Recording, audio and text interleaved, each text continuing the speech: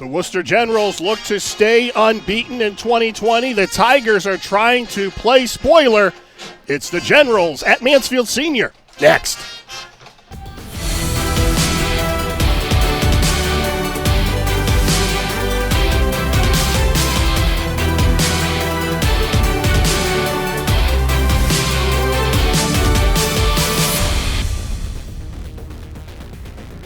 Need AC or heating repair service?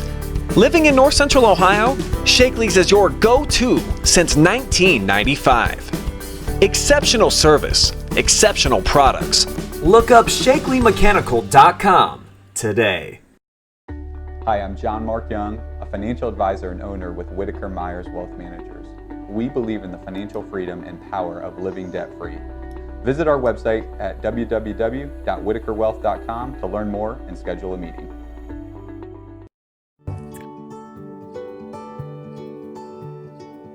We are uniting Park National's family banks under one name to serve you more. This bank's about service to the community. I mean, your customers become your family, and by and large, you become their family. Customers do come in and they do feel like they're a part of our family, and they feel like they know us and we know them and we care. Park National, our family of banks, all together now.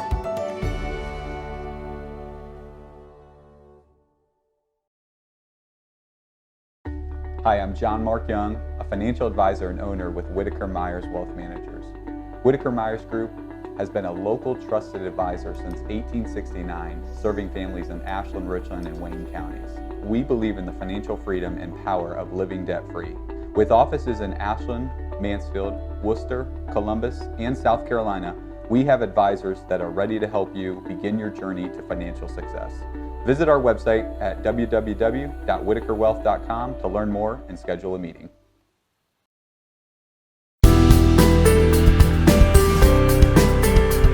Shakely Mechanical, fully qualified to help you select the best HVAC or plumbing system to fit your budget. Need AC or heating repair service? Living in North Central Ohio, Shakely's is your go-to since 1995. Exceptional service, exceptional products. Look up ShakelyMechanical.com today.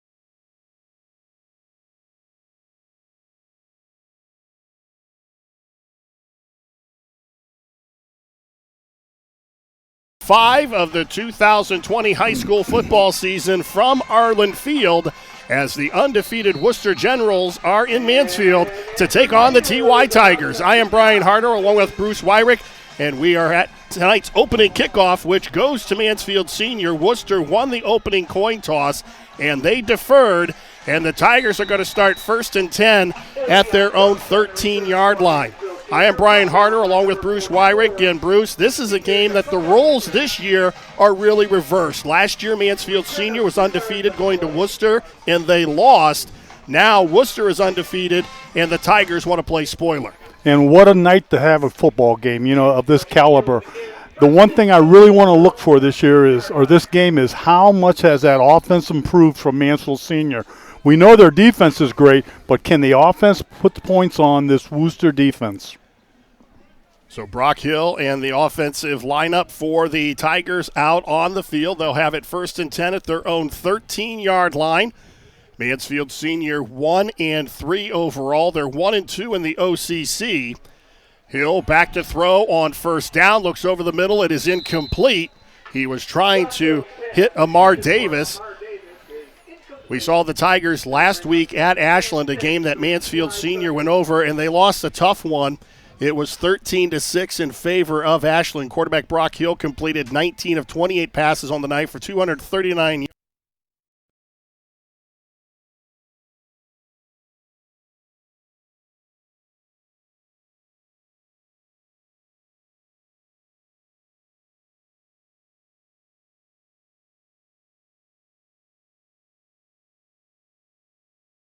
Henry. That'll be Gross with the carry, loses a yard. It'll be 3rd and 11. And I'll tell you right now, Brian, that Wooster defense is tough. They're really showing their true colors right now. They got 3 big guys down in the trenches, and they're going after the Tigers.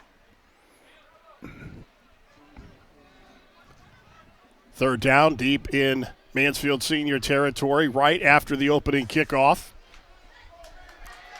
Hill back to throw, has a receiver on the far side of the field, and it's incomplete. Almost a one-handed grab. And that's unusual to see a receiver get behind that good Wooster defense. And the Tigers broke open. They ran a sideline route. They put the ball right on the money, just popped out of his hands. Miles Bradley almost with a spectacular catch. It's going to bring up a 4th and 11, and the Tigers forced a punt for the first time tonight. Hill is also the team's punter normally, but he is not back in punt formation. It'll be Sean Putt, and he'll kick it right from the goal line. One of the things I want to look at is I want to make sure this offense of the Tigers doesn't put pressure on the defense. You got to move the football up the field. That's a nice kick, and it's going to be no return by the Generals. So Worcester's going to start with the ball 1st and 10 at their own 40-yard line. Wooster undefeated at 4-0. They are 4-0 in the OCC. Their win last week against Mount Vernon clinched at least a share of the OCC title. They defeated the Yellow Jackets 33-23 to stay unbeaten on the season. Quarterback Owen Roach having an outstanding campaign. But one of the things you got to watch out for Wooster is penalties. Brian, they're having a lot of penalties, and that stops drives and drives coaches crazy.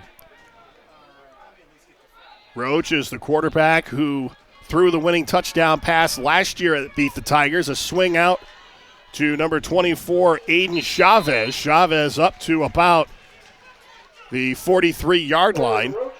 So it's a gain of about 4, 2nd down and 6. Take a look at the offensive starters for the Worcester Generals. They are led by the core. Take a look actually on the next play.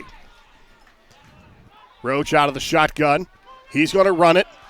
He's got 1st down yardage and then some down inside the 40 to the 35-yard line. Now the offensive starters for the Generals. The quarterback is Owen Roach. The running back is Joey Lyons. They like to throw the ball around a lot. Dejon Brown, Jack Williams, Micah McKee, and Zach Harpster up front. It's Henderson, Dixon, Lyons, Amstutz, and Stoll. This Wooster offense, the quarterback is a very mobile athlete. He's going to put a lot of pressure on this defense. Now they're going to swing it to the near side. It's going to be caught by Dejon Brown. And Brown gets about 8 yards inside the 30-yard line.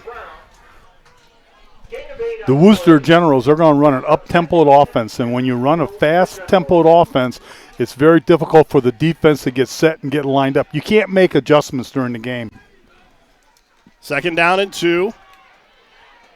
Nice throw. Roach off his back foot. Touchdown Generals as he finds Micah McKee in the end zone, and that was a nice throw by Roach, rolling to his right. I think you can tell right now what Wooster's game plan is, Brian. They're just going to come out and throw the ball at you. They're going to throw the ball to all their receivers. They have a multitude of receivers that will catch the ball. And when you start covering the receivers, the quarterback's going to hurt you up the middle. Drew Rader will attempt the extra point. High snap.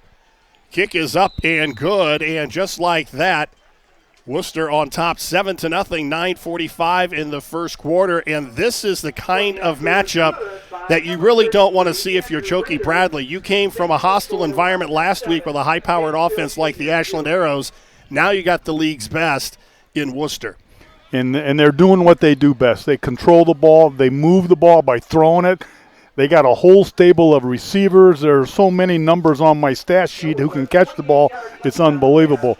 And the quarterback is a very, very patient young man. He just sits back there. His offensive line gives him all the time in the world, and he just looks over the field, finds a receiver that breaks open, and gives him the ball.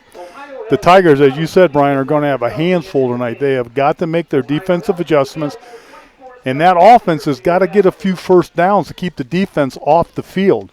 And sometimes people look at a defense and say, well, you gave up a lot of points. Well, that's because the offense couldn't put any points on. They couldn't keep the ball out of the Wooster Generals' hands. Avion Gross and Nakari Verdon back to receive for the Tigers. Raiders' kick is a low line drive kick, and they kick it away from Gross. That's Verdon with running room, gets across the 40 to midfield, still on his feet, finally tripped down at the 45-yard line. And the Tigers will start in Worcester territory. That's actually Avion Gross on the return. 1st and 10, Mansfield Senior. And that's what the Tigers need. They need to get out of their end zone. They need to get across the midfield. And specialty teams, coaches work on specialty teams all year long. And a lot of times a specialty team, an extra point, a field goal will win the game for you. That kickoff return gives Senior High a little bit of momentum. Let's see if they continue with it. They'll send 3 receivers to the right side. Brock Hill will line up in the shotgun, and Gross with the 45-yard kickoff return goes wide to the left. Hill swings it out near side. It's caught by Bradley. And Tamar Davis, number 22, not 2. He gets up to the 35-yard line. He's close to a first down. Micah McKee comes up to make the stop. And this is what the Tigers need. They need to move the ball. The offense has got to give that Tiger defense a little bit of a break and get their stuff together before they go back out on the field. Now they'll send the 3 receivers to the left side, and Avion Gross comes wide to the right. Hill all alone in the backfield. Now they send a 4th receiver on that left side. Hill steps up, looks for Gross, and it's going to be picked off. Underthrew it, Zachary Harpster steps in, and the Generals with the first turnover of the ball game. And they're going to bring it back to about the 37-yard line. That was just a bad throw by Hill. He might have had a little pressure on him. Somebody was in his face. And Wooster's only rushing 3 down players, but, boy, they are good. They're making things happen up front. And Wooster's defensive back just sit back and wait for the ball to come to them.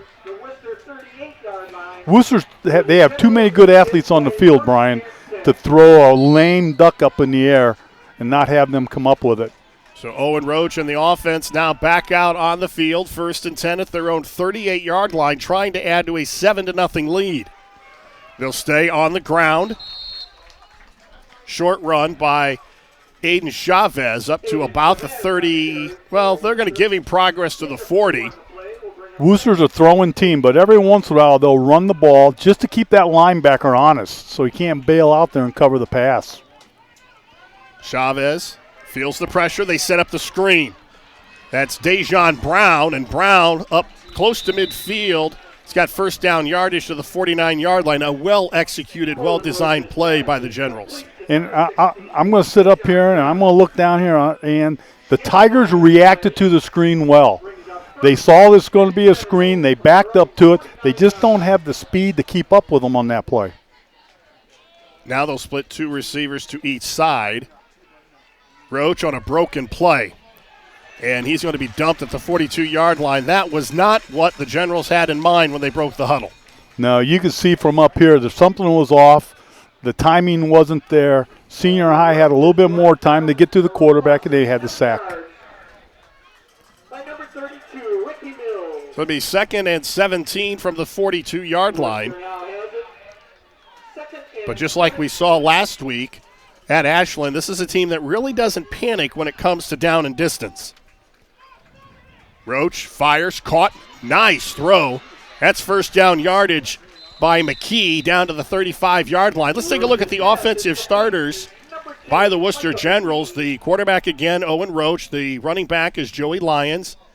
Dejon Brown the leading receiver, along with Williams, McKee, and Harpster. And up front, it's Josh Henderson, Graham Dixon, Jimmy Lyons, Ted Emstutz, and Marius Stoll. We'll take a look at the Tigers' defense after this play. 1st and 10 at the Tiger 35-yard line. Roach back to throw, feels some pressure. And that was a nice job defensively by the Tigers. The starters for the Tigers defensively, Carmelo Smith is joined up front by Ricky Mills, Malachi Mills, and Mecky Bradley. The linebackers, Hawkins and Miller. The nose guard, Amar Davis, and the backfield, Bradley, Duncan, Miles Bradley, and Avion Gross. And that's what we got to see from the Tigers tonight. They got to get on that quarterback. And they had a little bit of pressure on him and broke the play down. Roach is going to run. And he gets about 4 yards up to the 32-yard line. And one thing you mentioned there, Brian, it doesn't matter what the down and distance is for Wooster. They don't panic. They're a very well-coached team. They just play football. Seth Miller came up to make the stop for the Tigers. 3rd down and 7 from the 32. Rapidly moving first quarter, 6:48 to go. The Generals up 7-0. 5 receivers in the formation now. Roach back to throw. Again, chased from the pocket. And he had an open receiver, but he overthrows his intended target. That's Dejon Brown. Brown, big 6'3", 165-pound receiver. And that could be attributed to the pressure applied by the Tigers, and it kind of threw them out of their rhythm. It was a broken play. They had a little pressure on the quarterback, forced the quarterback out of the pocket. Anytime you can force a quarterback to do something he's not used to, he may make a mistake. And there he threw the ball just a little bit wide. It was out of bounds. The receiver was open, Brian. So it's now 4th down, 4th and 7 from the Tiger 32-yard line. The offense will stay on the field for Wooster. When you have an offense that can move the ball through the air, they're not worried about a 4th and 6, especially when you're in the red zone, heading for the red zone. Roach will send 2 receivers to each side. He'll drop back to throw, looks, fires right side, and that's well overthrown. He was looking for Micah McKee. That's a win for the Tiger defense. It really was. You needed a stop like that. You got to build your confidence. When you stop an offense like this, the Wooster Generals have, you can pat yourselves on the back. The defensive quarter made a few adjustments here and there, and they did a very good job. Wooster, the quarterback, I think the last 2 throws were the panic. The offensive starters for the Tigers are led by quarterback Brock Hill. The running backs are Darnell Hawkins and Albie Gross. The receivers, Bradley, Gross, and Keontez Bradley. Up front, it's Crawley, Bradley, Aaron Wade, William Meadows, and Jordan Lutens. And this is where we got to see what the senior high offense can do. They can't have a 1-2-3 punt because that puts their defense right back on the field. Now Nakari Verdon at quarterback. And Verdon cannot get away from Micah McKee. We'll take a look at the defensive starters now for the Wooster Generals. Up front, it's Cody Henry along with Braden Cook, Josh Henderson, and Jimmy Lyons. The linebackers, Logan Shows, Joey Lyons, and Luke Stokes. In the backfield, Harpster, McKee, Nolan, and Cooper Smith. The TY Tigers have got to put together a few good plays and get a few first downs. 2nd and 11. Verdon tries to avoid the pressure, and he cannot get away from Dakota Henry. Dakota Henry was waiting for him. A flag comes flying in. And the Tigers are going to have to do a little bit better job protecting their quarterback tonight, Brian, or it's going to be a long night for that quarterback. Looks like this is going to be a face mask. And we talked about this earlier. One of the weak points of this Wooster team are penalized. They have a lot of penalties. They had a lot last week. And I know as a coach, you work on that in practice. You emphasize it over and over and over. Watch the penalties. And this is just what the Woosters do not want to do tonight. Give the Tigers yardage. Well, you talked about it, the penalties. Wooster with 39 on the season coming into tonight's action, 379 yards, and that's a big one right there. It gives Mansfield Senior a first down. And that's what the Tigers need. They need something to get their offense moving down the field. Put together a few plays, work one first down at a time. Brock Hill back behind center. And drops back, now steps up in the pocket, has some running room, but he runs right into the arms of Luke Stokes, a gain of about 3 yards on the play. So Hill able to make something out of nothing with his legs. It'll be second down and about 6. Another flag comes flying in.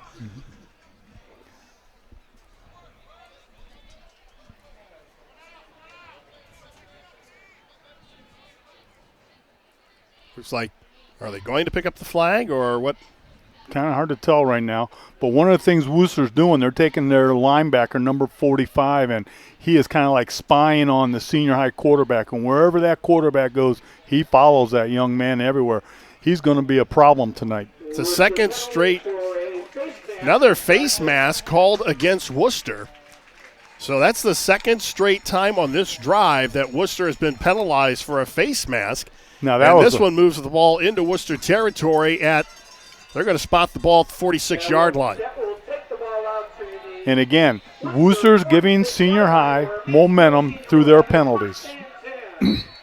Hill out of the shotgun, trips to the left on 1st and 10 in Wooster territory. 5:20 to go in the opening quarter. Mansfield Senior trailing 7-0.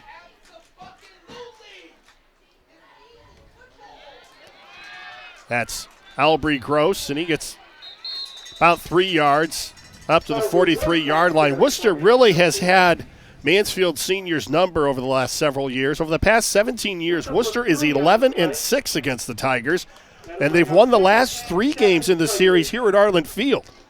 Yeah, and being an alumni from Mansfield Senior, you hate to see that. You hate to have somebody come to your home turf and beat you. The last time the Tigers beat Wooster here was back in 2012. Hill looks right side, and again it's picked off, and again it's Zachary Harpster coming up with the interception. That's 2 turnovers in the first quarter for the Tigers. One of the things that happened is the ball is just laying up in the air. He's not getting enough oomph on it. He's got to get it over to the sidelines a little bit more. And that ball kind of lame duck down through there, and as we said before, Brian, these defensive backs are just sitting back, waiting for the ball to come down, and they're jumping for it. That's the 5th interception on the season for Brock Hill. He has 5 touchdown passes and 5 interceptions. And that is a ratio that will drive a head coach crazy. And you got to remember, this is no 0-4 team they're playing. These guys are good. Trips again to the right. Roach out of the shotgun. Fakes the handoff, and he's going to run to the right side. And I don't think he wanted to. Nice job again defensively. The Tigers with pretty good coverage downfield. One of the things that I think the Tigers are doing, they're starting to blitz linebackers a little bit more. And as you start to blitz them, you're forcing the quarterback out of the pocket. And when you let him sit back there, he's making completions. You force him out of the pocket, he's having trouble. We saw that last play. He overthrew the ball a couple times, and now he got sacked. Avion Gross comes up with the big play defensively. 2nd and 12 from the 18. Roach again with nowhere to throw the ball, and he stays calm and collected and delivers a strike to Zachary Harpster, and that's going to be close to a first down. And I tell you, I wonder if that young man plays baseball, because he can throw that football. And if he can throw a fastball, we might see him in the pros one day, because he has a lot of zip on that ball, and he found the open receiver and made it happen. 3 minutes, 52 seconds to go in the opening quarter. Wooster with a 7-0 lead.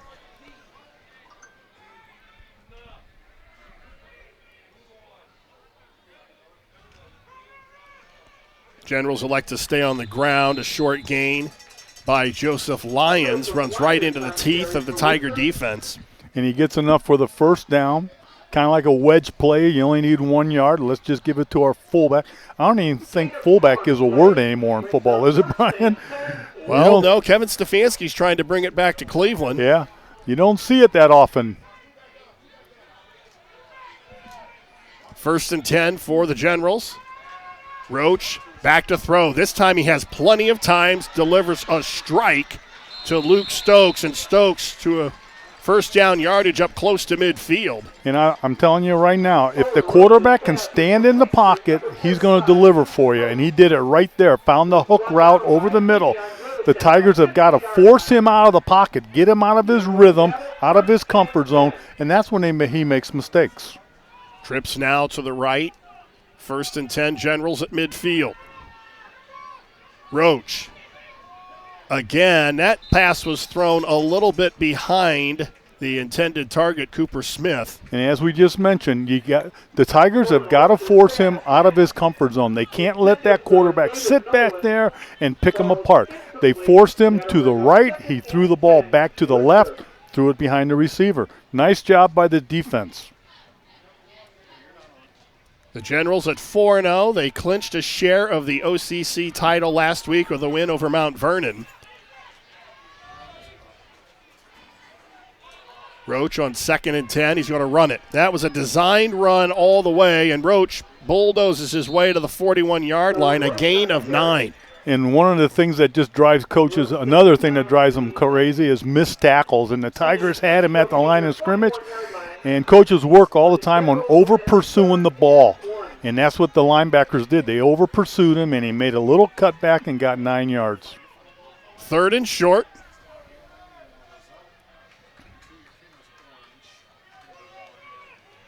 First down yardage. This time they give it to the fullback. That's Joey Lyons. And Lyons needed 1. He got about 5. It's going to be 1st and 10 Generals from the 35-yard line. The Tigers, I don't think they can sit there and just punch out with Wooster. They have to make something happen. They got to put a blitz on from the outside. They got to knock this offense off their feet. They stay on the ground. Again, that's Aiden Chavez, and Chavez has about first down yardage down to the 25-yard line, so they were picking them apart through the air. Now they're going back to the ground, and the Tigers struggling to stop this Wooster offense. And you can feel momentum changing. You know, as you sit up here in the box way high, you can see the Wooster, the confidence they're starting to build up. Roach flushed out of the pocket. He's going to run. He's got a first down. He's knocked out of bounds at about the 4-yard line. It'll be 1st and goal for the Generals. Nice play by Wooster. Again, the Tigers did a nice job. They brought people. They forced him out of the pocket. Now you got to make the tackle. He broke a tackle, and he made big yardage on that. 21-yard run for the quarterback on a busted pass play. 1st and goal from the 4 with 2 minutes to go in the first quarter. They stay on the ground. It's going to be close, and I don't think the Generals got in. It's Joseph Lyons with the carry, and he's going to be about a yard short.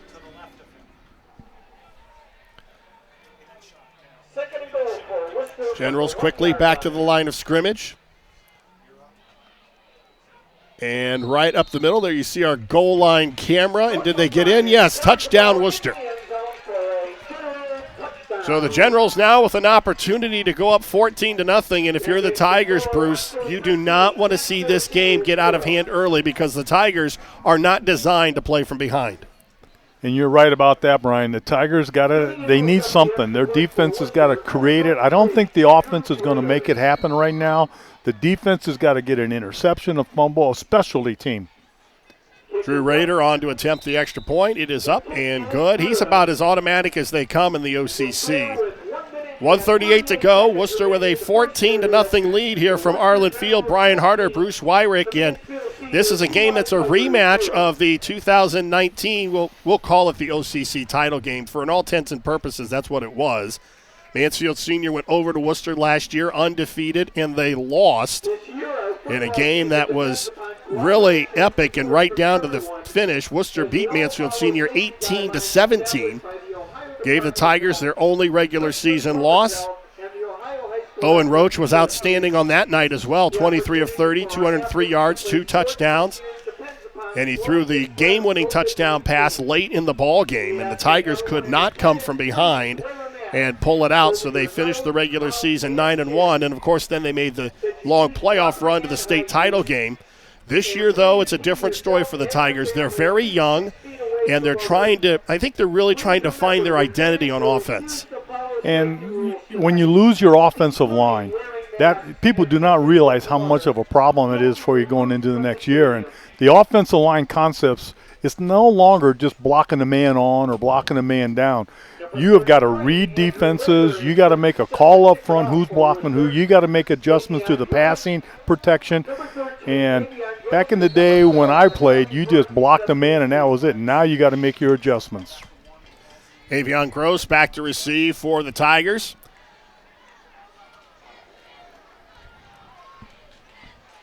That's Albry Gross on the return. He gets up across the 30 to about the 37-yard line. And the thing I like about this is the specialty team, the kickoff return team, is really becoming a very potential weapon for the Tigers. It's giving the offense good field position. They're not in the hole, and they just got to put first downs together. They got to, you don't want to go for the bomb every time. Get a little confidence in your offensive line. Move the ball one stick at a time. Tigers now back out on the field, trailing by 2 touchdowns. Minute 30 to go.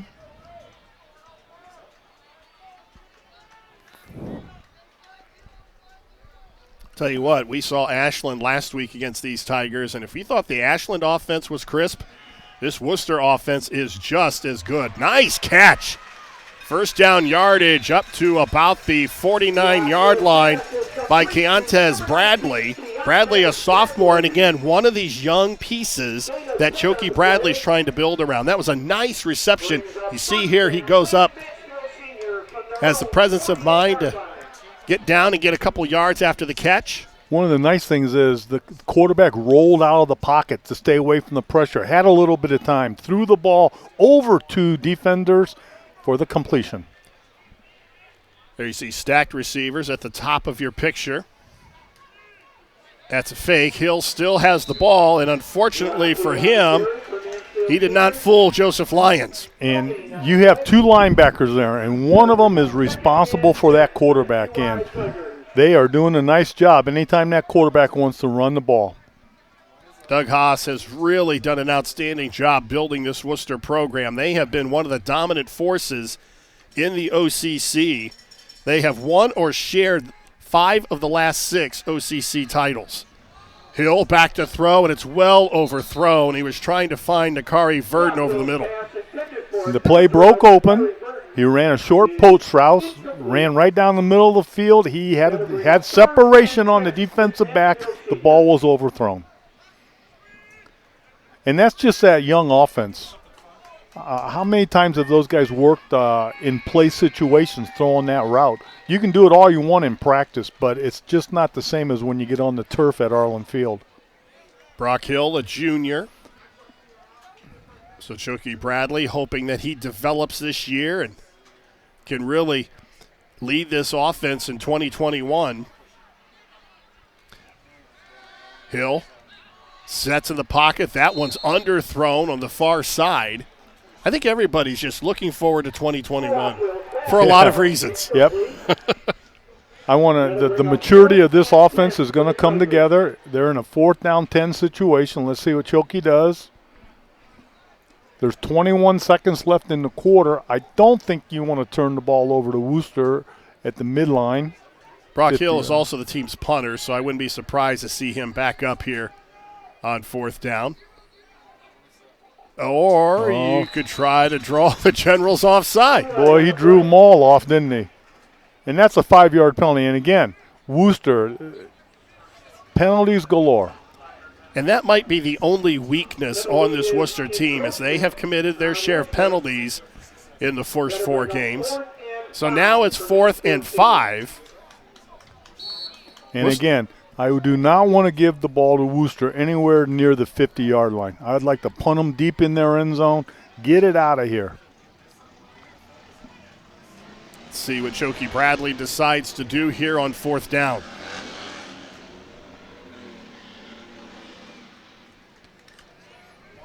Quick hitter, and it's going to be a first down. That's a gutsy play call on a slant pass, and it's complete to Amar Davis. That's a first down for the Tigers. And you know what? When you're 1-3, you really have nothing to lose. You're going to come out and you're not going to give up. I really like the call by Bradley. I love the call. And he's building confidence in his offense by doing that on fourth down. But then again, you're down 14-0. You have to make something happen. Your offense is struggling. 4th and 5. Let's go for it. That is fine. It's going to be the final play of the first quarter. Mansfield Senior trails by 2 touchdowns, 14-0 against Wooster. You're watching high school football live and free exclusively on the OH Report.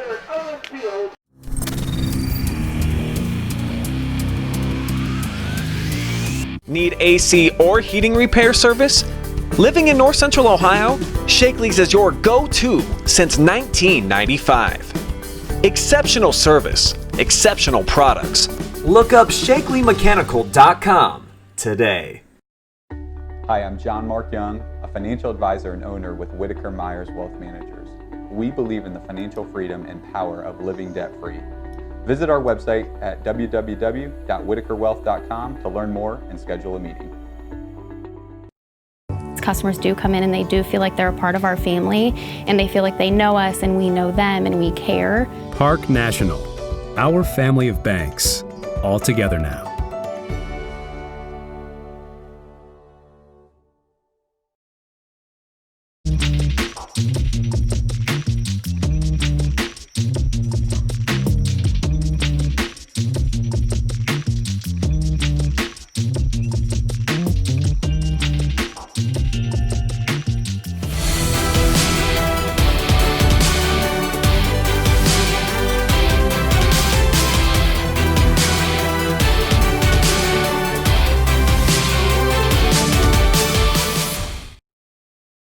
First and 10 at the Wooster 42-yard line to start the second quarter. They converted on 4th down, and a hook and ladder play to the near side, and it well read by the Generals. Tigers only get to the 32-yard line. The tackle made by Zach Harpster.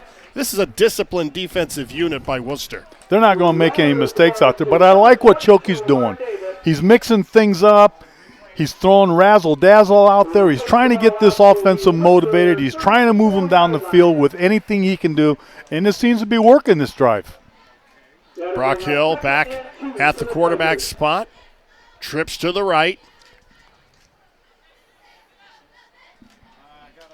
Pickup of 8. It'll be 2nd down and 2 from the 33. Hill swings it out quickly. One tackle broken, but not another one. Amar Davis unable to get away, and it's going to be 3rd down. Did you see all the white jerseys pursuit of the ball? I think they had all 11 defensive players within 5 yards of the ball when they got him tackled. And that's a pursuit drill. Coaches work on that a lot. They throw the ball to the sidelines, force you to run everybody there, and that's a well-disciplined defense. 3rd down and 6.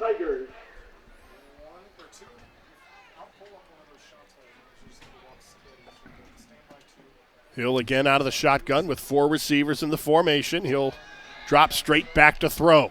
Under pressure, and he's going to be dumped at the 45-yard line. A nice defensive play by Dakota Henry. And that's where you have the inexperience of an offensive line. You're coming from the backside. When your quarterback rolls away and you get attacked from the backside, you can't see him coming. You don't see the defensive guy coming, and the next thing you know, boom. Well, no doubt about this one. They're going to kick it. 4th and 14 from the 46. The sack pretty much takes the Tigers out of trying to convert on 4th down. So Brock Hill will kick it from the Tiger 42-yard line. And you want to get Wooster deep in their zone. You don't want to give them the ball anywhere near that 50-yard line. Jackson Williams not able to get a return, and it's going to be dead at the 9-yard line. So the Generals will start backed up with a 14-0 lead. This matchup between the Tigers and the Generals brought to you by Kilbuck Savings Bank, a Power 5-star rated community bank. More than 25 consecutive years. Community banking, it's who we are, it's what we do every single day. And by Spherion Mid-Ohio, your connection to local jobs. From light industrial to skilled professionals, Spherion has opportunities for everyone. Visit midohiojobs.net and let's get to work. And, Brian, this is where the Tiger defense needs to make a big play. You got Wooster pinned inside the 10-yard line. Don't let him out. Give the ball back to your offense in a good position. Trips to the right. There's movement on the line. I think that's going to go against Wooster. No, I think the Tiger might have jumped off.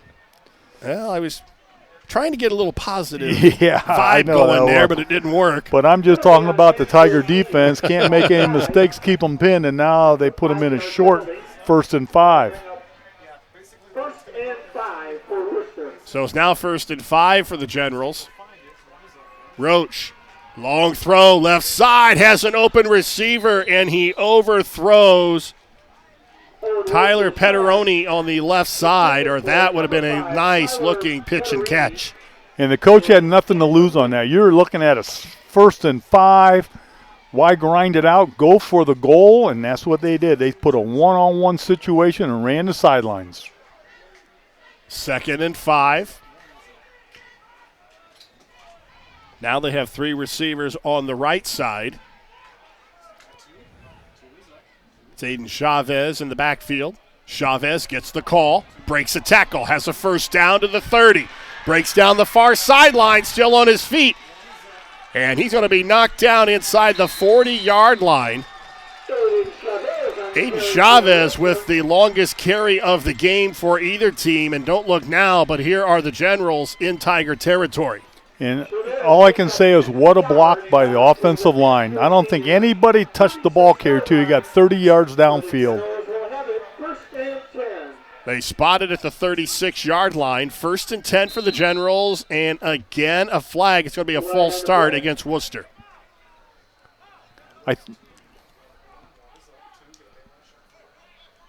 So another penalty will be marched off against the Generals, and it will take 5 yards off of the big run by Chavez, basically. And the one thing I think we're finding out, I don't think penalties bother Wooster. I don't think they care. I don't think they really care. In fact, I think they pad their offensive stats because of the penalties. Pass caught, far side. That's Caden Roscoe. They tried a little screen pass to the 2 receiver side, and Tigers did a very good job of covering on that one. That was 5, not 6. Tyler Petterini on the reception. Pickup of a couple yards. It'll be 2nd down and about 12. Gain of 3 on the play will bring up 2nd and 12, Generals. Trips now to the right. Owen Roach back to throw, flushed out. Feels the pressure and throws it away. He had 4 orange jerseys chasing him to the near sideline. And when the Tigers can force that quarterback out of his comfort zone, good things happen for him. He couldn't find the receiver, and he had to throw it out of bounds. Tigers got to keep pressure on that quarterback. Don't let him sit back there in his comfort zone and pick him apart.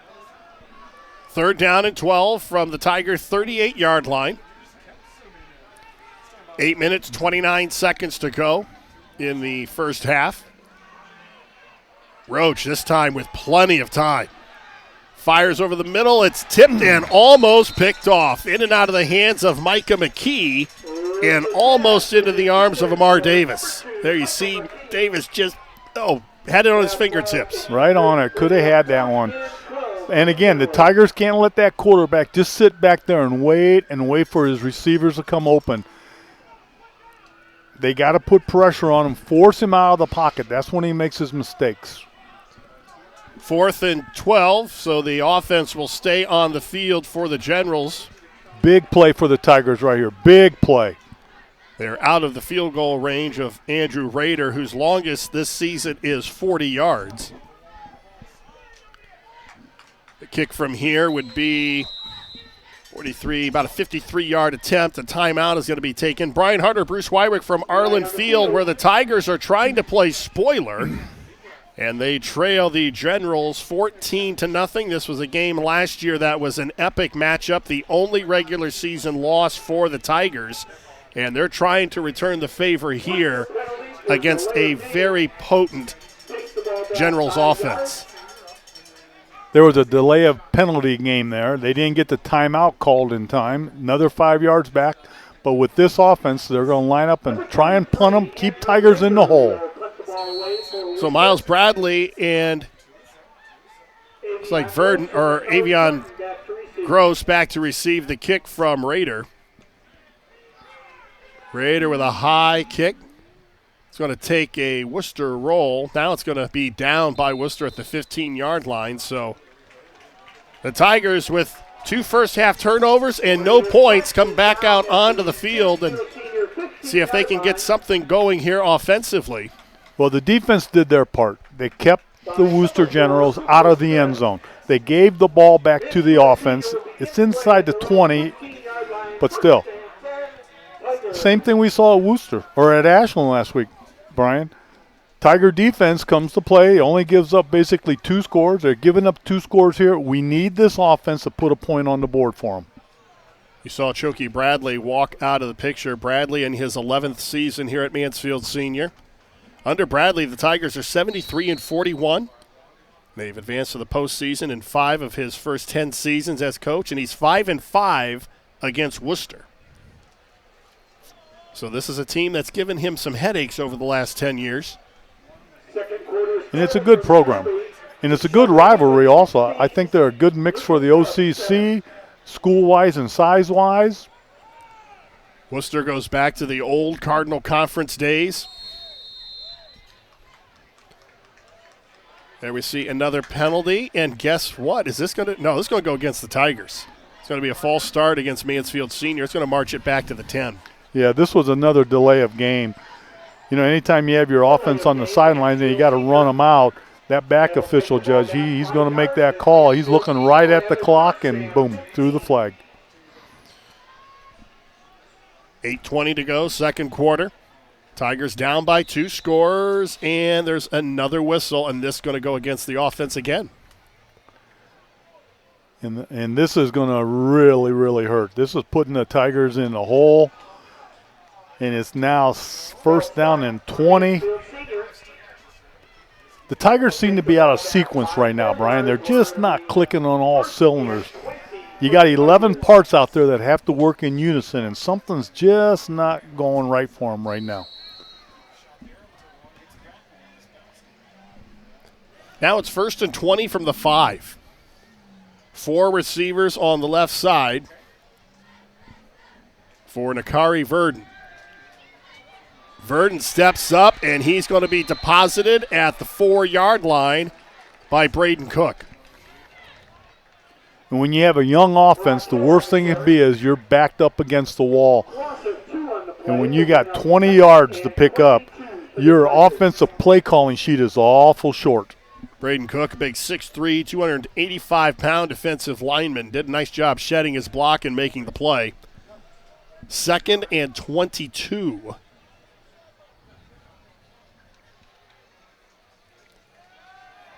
Verdon looks over the middle, and that one's picked off. This is going to be a pick 6, and it's taken back by Joey Lyons. And don't look now, but the floodgates are about to be opened. That could be the nail in the coffin right there. And even though we have a lot of ball game to go, the Tiger offense just isn't clicking. They're just not getting it done on the field at this time.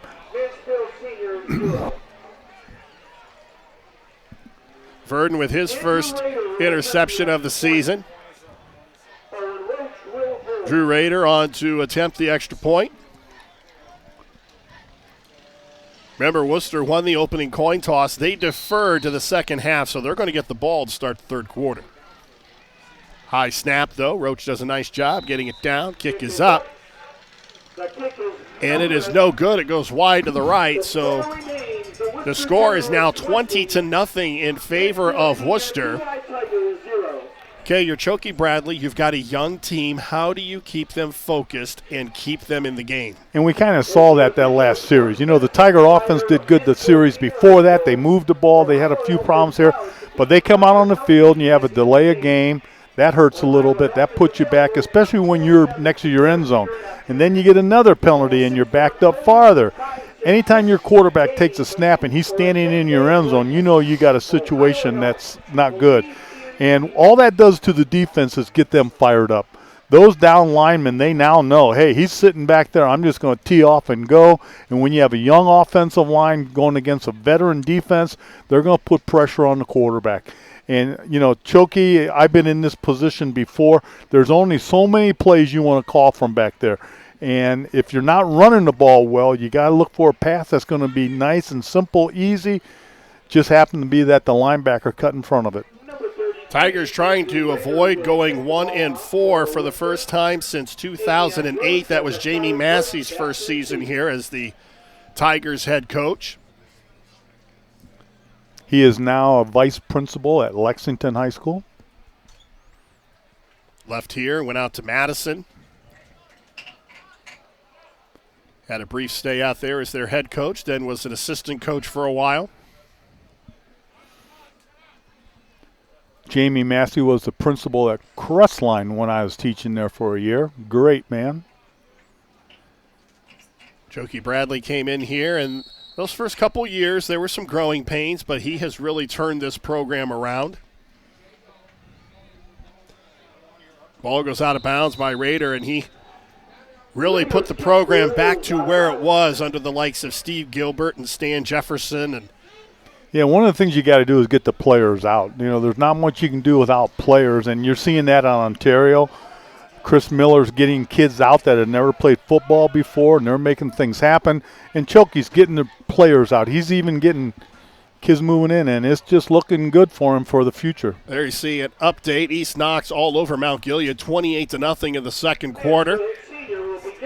Mount Gilead has had their struggles to even play games. They missed their first 2 games of the season. There you see an East Knox touchdown as they go up and get 6 more against the Indians. Here, Mansfield Senior trailing 20-0, 7:35 to go in the first half. In the Tigers, Chokey, what's he got to do now? He's got to try and build some confidence going into halftime. This offense has got to get a few first downs, get a little confidence in them. And guess what? There's another flag. It's going to be a delay of game. And when you have a young team, you're trying to get them organized, get everybody on the same page. This happens. It's going to happen. But again, the Tigers are putting themselves in the hole. The clock's not running, and they're being penalized. So a 5-yard penalty makes it 1st and 15 from the 30. 2 receivers from each side. And Hill's going to roll to his left, and again, play is going to be stopped. It's against Tigers again. And this is something that you really want to work on in practice. You do not need these penalties, especially when your offense is struggling. Now they've given them 10 yards, and they're just like last series. It's a 1st and 20. They're in a 1st and 20. And what this does, the mental attitude of that defense is now changing. They're going to tee off. You watch those down linemen from Wooster, 1st and 20. What are they going to do? We're coming after you. 1st and 20 from the 25-yard line. This drive started at the 35. Hill double pumps, fires. It's caught just shy of the original line of scrimmage. So that's going to make it 2nd down and about 10. They got about half of it back. And that's what the Tigers need to do. They have to build a little bit of confidence with this young team. I'll tell you, that was a nice throw, nice catch in between a couple defensive players. It gives them 10 yards. We saw Miles Bradley have a nice night last week against Ashland with 6 catches for over 100 yards. Chokey Bradley's got some nice young weapons here. It's going to take some time for them to develop, especially in the offensive end. That's Hill. Tries to escape the pressure. And he just cannot get away from Dakota Henry, who has played extremely well defensively here for the Generals in the first half. Yeah. When you have a young offense and you're going one-on-one with a veteran defensive player who's a little bit bigger than you are, sitting up here, even though we're way at the top of the stadium, you can see a big size difference on those linemen down there. And he's just creating havoc for this offensive line. 3rd down and 12 from the Tiger 33-yard line. They'll send 3 receivers to the left side. And here they come. Long count, and again another false start against Mansfield Senior. What's happening right now is the Tigers are shooting themselves in the foot, and Wooster is really taking advantage of this. Their defensive coordinator is doing a great job. What he's doing is he's bringing everybody up. They're going man-to-man across the field. So they're lining up one-on-one with them. And that extra linebacker and defensive back, they're going after the quarterback. Now they're dropping back into a little bit of a zone. Looks like a two-deep zone. They're going to take the pressure off, let him throw it. Now it's 3rd and 17 from the 28. Hill steps up, has some time. It's caught by Gross. Well short of the first down, and again, Wooster with a nice job of pursuing to the ball. Cooper Smith in on the play, along with Micah McKee. They played an umbrella defense there. All they did was keep the ball in front of them and then come up and make the tackle, force Tigers into a 4th down situation. So 4th down and 9. They line up in an offensive set on their side of the field. And they get movement on the line. They're going to get some help here. And at this point, this offense can take every yard that's given to them. Well, another update here. Clear Fork looking for their first win of the season. They're tied with Marion Pleasant, 14-all in the second quarter. East Knox all over Mount Gilead. That's 35-0. That's a game that's taking place literally in my backyard. Hill steps up. Ball is caught by Tashandre Hall. Another first down, another 4th down conversion by the Tigers. Nice job by the Tiger offense. And they didn't go after that all in one play. They got 5 here, they got 5 here.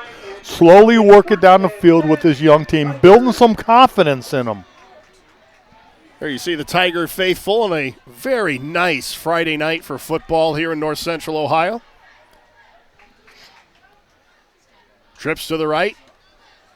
Hill on first down. He's going to step up.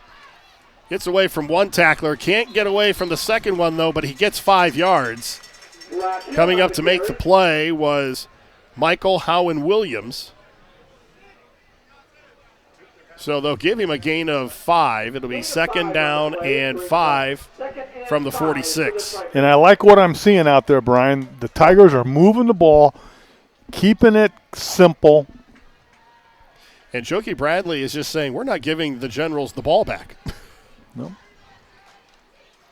Hill sets, fires, it's caught. Short completion to Amar Davis. And again, take what the defense is going to give you. They're giving you the short routes underneath. Take it. And that's what Jokey's doing, going after the under routes, getting 5 yards here, 4 yards there. Now they're in a very, very nice 3rd and 2.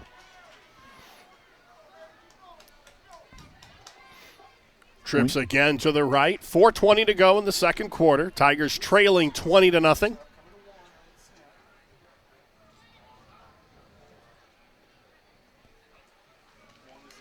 Hill sets, it's caught, and a first down. Pass thrown behind the receiver, but Miles Bradley with a nice job of concentration, and the Tigers with another first down. And we're starting to see a little bit of momentum. The crowd's starting to get into it a little bit. They're making the simple catches, a little slant here, a hook route here. Nothing deep, keeping it underneath that defense and making completions. Well, they're not asking Brock Hill to make the big play. He's already thrown a couple interceptions. He's throwing a lot of short passes and gaining confidence with each throw. Hill steps up, and just as I say that, that is almost picked off. That was right in the arms of Micah McKee, and he would have had his second interception of the night. And I don't think anybody would have caught him going down the field because there's a lot of space there. And again, McKee picked off the first pass, and he almost had interception number 2 for himself.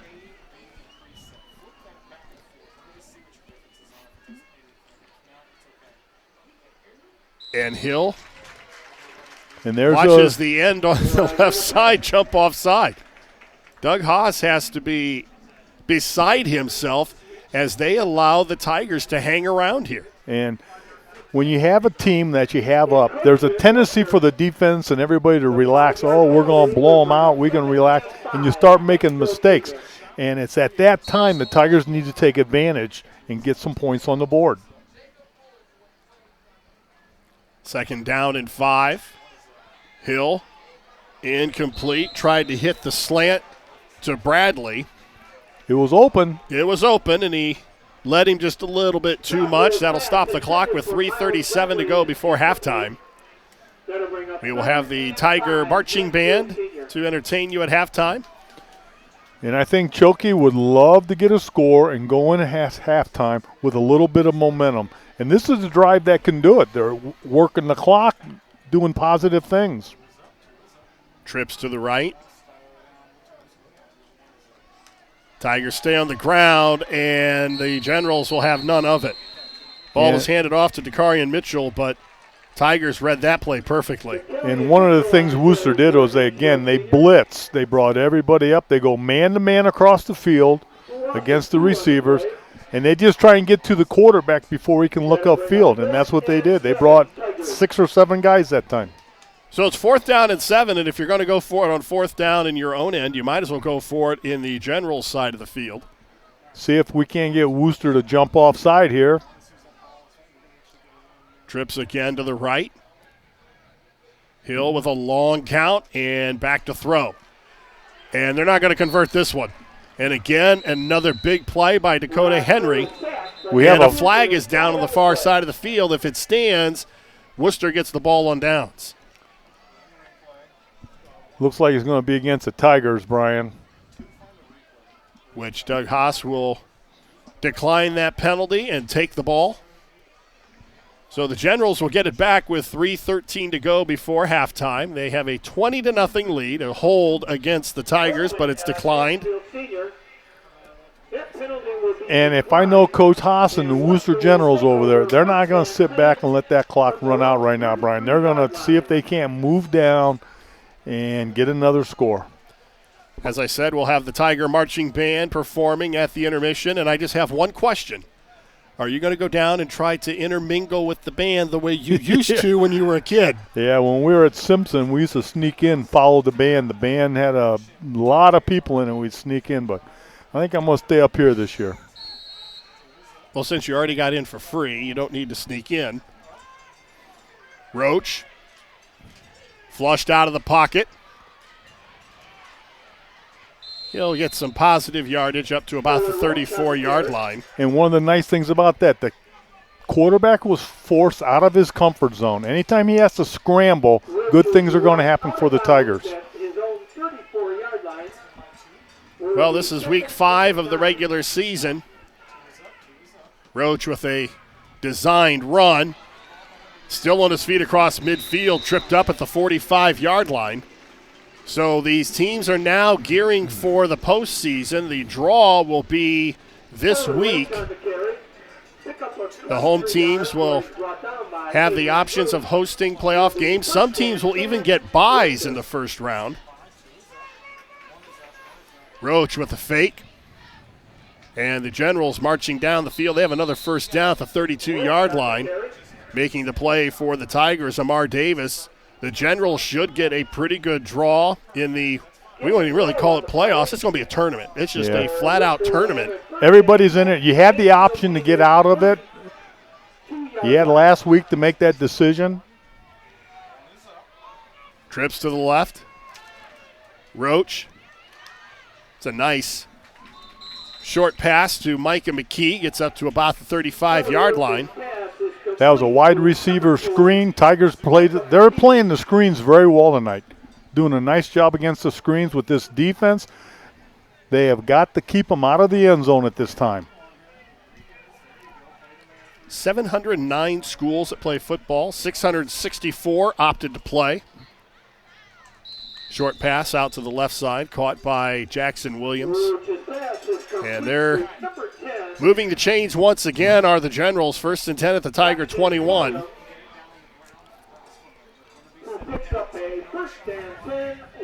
The region that Mansfield Senior is in Had they had the team from last year playing this year, I think you could pretty much pencil them in for a state championship because a lot of the Toledo and Cleveland schools are not going to be able to play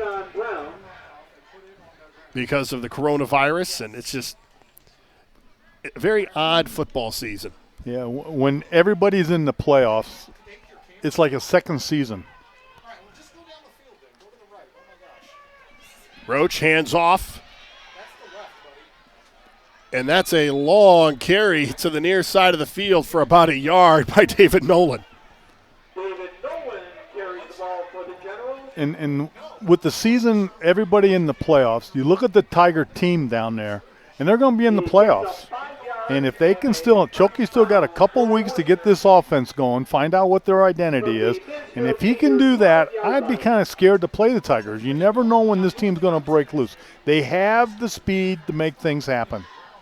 It was actually a 5-yard gain by Nolan, so the Generals with another first down. Roach looks into the end zone, and it's going to be another touchdown. This one by Jackson Williams.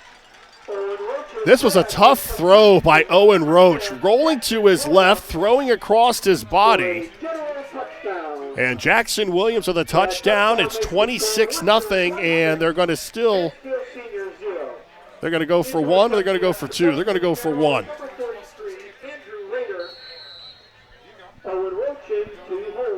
So the Tigers will have about a minute to go. And the extra point is blocked, so Rader comes in and misses an extra point, has one blocked, and the Tigers now trail 26-0. Yeah, it's going to be a tough hill for the Tigers this second half. They got to keep their heads up. Choki Bradley's got to go in there and talk to this young team, get their confidence back up. As you stated, Wooster gets the ball. Let's see what the defense can do. Having a break, taking a break at halftime, getting their composure back. If the defense can make a play on that first series in the second half, might be a little better ball game. Make sure to catch the Saturday Pigskin Show live tomorrow at 5 o'clock exclusively on the OH Report Facebook and YouTube channels, where Brian Skoronsky, Kirk Conrad, and the guys recap all the action from Friday nights throughout North Central Ohio with top plays, outstanding performances, insider analysis, highlights, and more. The OH Report is your new headquarters for live and free high school sports broadcasts in North Central Ohio, bringing fans live streams on Facebook, YouTube, and now Twitch for football, soccer, volleyball throughout the fall. So you can catch all of those here on the OH Report. And tonight we are at Arlin Field, where the Tigers on the short end of a 26-0 score, 124 to go before halftime.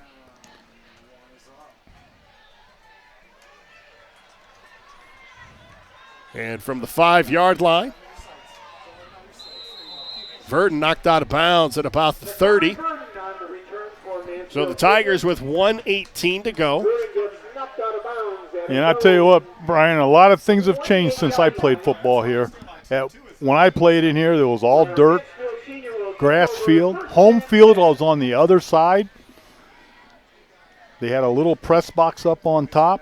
They have leather helmets back in? Yeah, I wasn't that old, but they didn't have all the safety precautions they have today, and these young men are well taken care of physically with the equipment they wear. It was a little different back in my day out here. Tigers with a 1st and 10 at their own 28-yard line. Now Verdon lines up in the shotgun. Verdon swings it out. Caught and up to the 30-yard line. Nice pass, nice catch. Choki is trying to keep things simple, trying to utilize his speed, see if they can't get a breakaway. Actually, that was not Verdon at quarterback. It's number 18, Duke Reese. Reese, a 6-foot, 238-pound freshman, getting some action at quarterback here in the first half.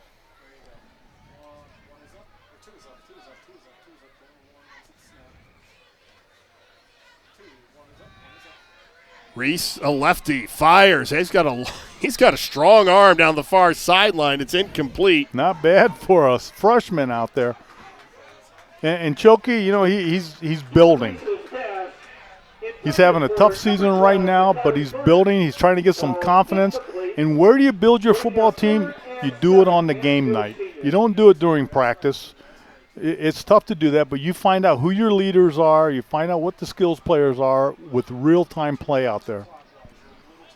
3rd down and 8. Clock stopped with 46 seconds to go in the second quarter. Reese back to throw, fires. It's caught in and out of the hands, actually, of Verdon at the 40. He's got a strong arm. He zipped that ball in there. Actually, it was intended for Gross. And tell me the last time, I can't remember the last time a freshman was on the field for Tigers. Hard to tell. Now the Tigers will finally kick it, 4th and 8 from their 30. Brock Hill will stand inside the 20, and he'll kick to Jackson Williams. And with 41 seconds to go before halftime, you're up 26. So if you're Doug Haas, I guess dependent on the return, do you just take a knee and go? I don't think Wooster will do that. They have such a potential offense. They can score on any play. Takes a senior high roll inside the 35, and that's where the Generals will take over with 41 seconds to go. I just have a feeling that 41 seconds to go, it's a ball game. Coaches like to work on 2-minute offenses every once in a while. If you get an opportunity, this would be a good time to work on their 2-minute offense. You don't need it tonight, but you never know when you'll need it. I watched senior high win a couple games last year, 2-minute offense in overtime.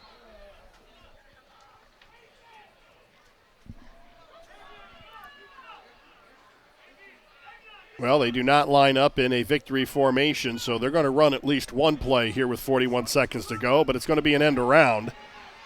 David Nolan upended at the 45-yard line. So he gets close to 10. It looks like they are running a hurry-up offense and doing exactly what you said. They're going to work on their 2-minute offense. Coaches take every opportunity to work on their offense. So it's caught by McKee.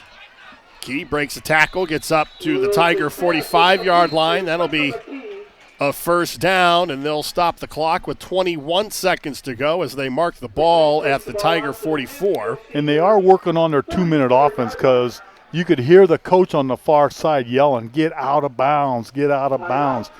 That play was supposed to be the receiver catches it, and then he gets out of bounds right away, stops the clock. Instead, the coach had to call a timeout. And he's going to mention that to that athlete when he gets over there. Wooster with their first time out. They've got 2 more with 20 seconds to go. And again, they'll start with the ball in the third quarter. And this is also an opportunity for Choki Bradley to fire up his troops as they try to keep the score at 26-0. And what we're seeing, Brian, is I really believe Wooster's going to make a run in the playoffs. They have the type of team. They got a quarterback, they got size, and a whole stable of receivers. I can see this team making a deep run like senior high did last year. Well, the thing that they need to do, especially as they get deeper into the playoffs, they have to clean up the penalties because you cannot, as you get deeper into the postseason, you're going to play against teams that are a lot more disciplined, and you have to limit the mistakes that you make. An offense will give you highlights, and they'll give you big headlines, but a defense will win you the championship in the tough games. Trips to the left, 21 seconds to go. Roach rolls to his left, feels some pressure, and he's going to be dropped at the 49-yard line. Had nowhere to go. The Tigers did a nice job downfield on coverage. And I really feel that if you can get the quarterback out of the pocket, if you can make him run to the right or to the left, he's not an effective quarterback as he is when he stands in the pocket and looks everybody over. And the young man's got an arm. Wow, does he have an arm. That is the final play of the half. Mansfield Senior trails Wooster 26-0 at the intermission. You're watching high school football live and free exclusively on the OH Report.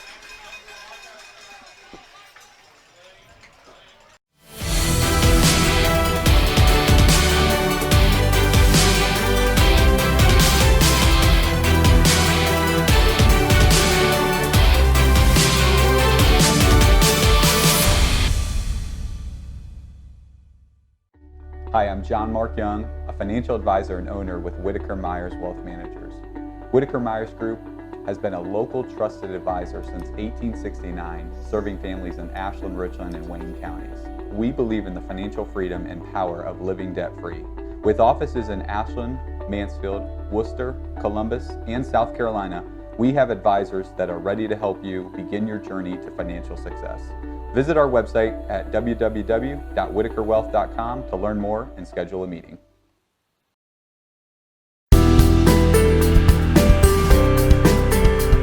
Shakely Mechanical, fully qualified to help you select the best HVAC or plumbing system to fit your budget. Need AC or heating repair service? Living in North Central Ohio, Shakely's is your go-to since 1995. Exceptional service, exceptional products. Look up shakelymechanical.com today.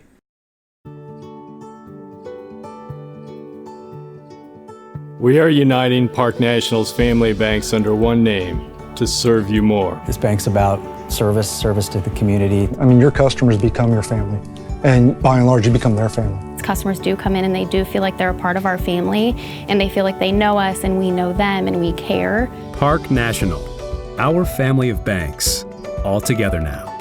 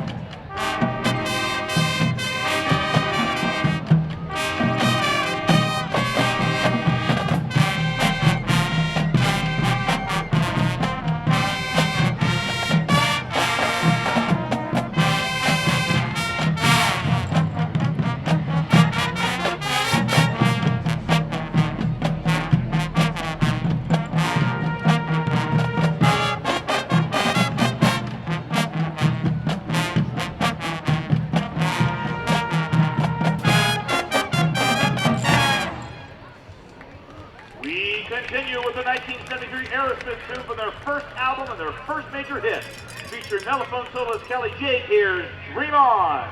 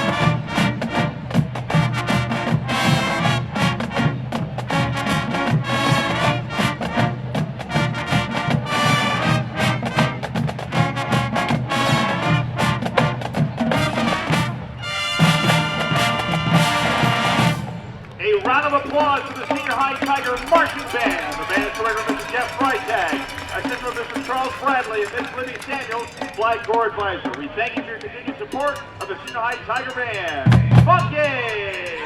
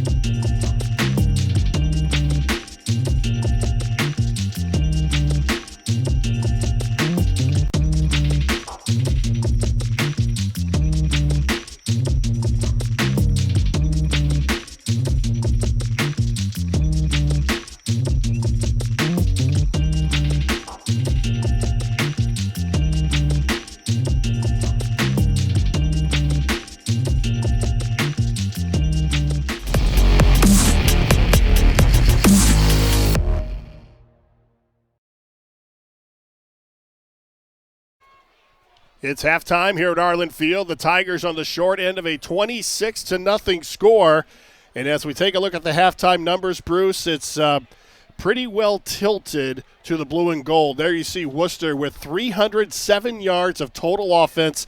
Pretty balanced, 163 yards on the ground, 144 through the air, 17 first downs, but 7 penalties. So that is something that Doug Haas, that's been a struggle for them all season long, and it's carried over into tonight, but it hasn't affected their offensive output. Well, their offense is good enough they can overcome penalties, and that's what they've been doing this whole ball game. You get into a 3rd and long situation, they complete a big pass where the quarterback takes off, and they get it down to a first down, or they may get a short 3rd down. So they are really doing a nice job. Now, on the other side of the ledger, not so good for the Tigers. -7 yards on the ground. They've struggled to run the ball all season long.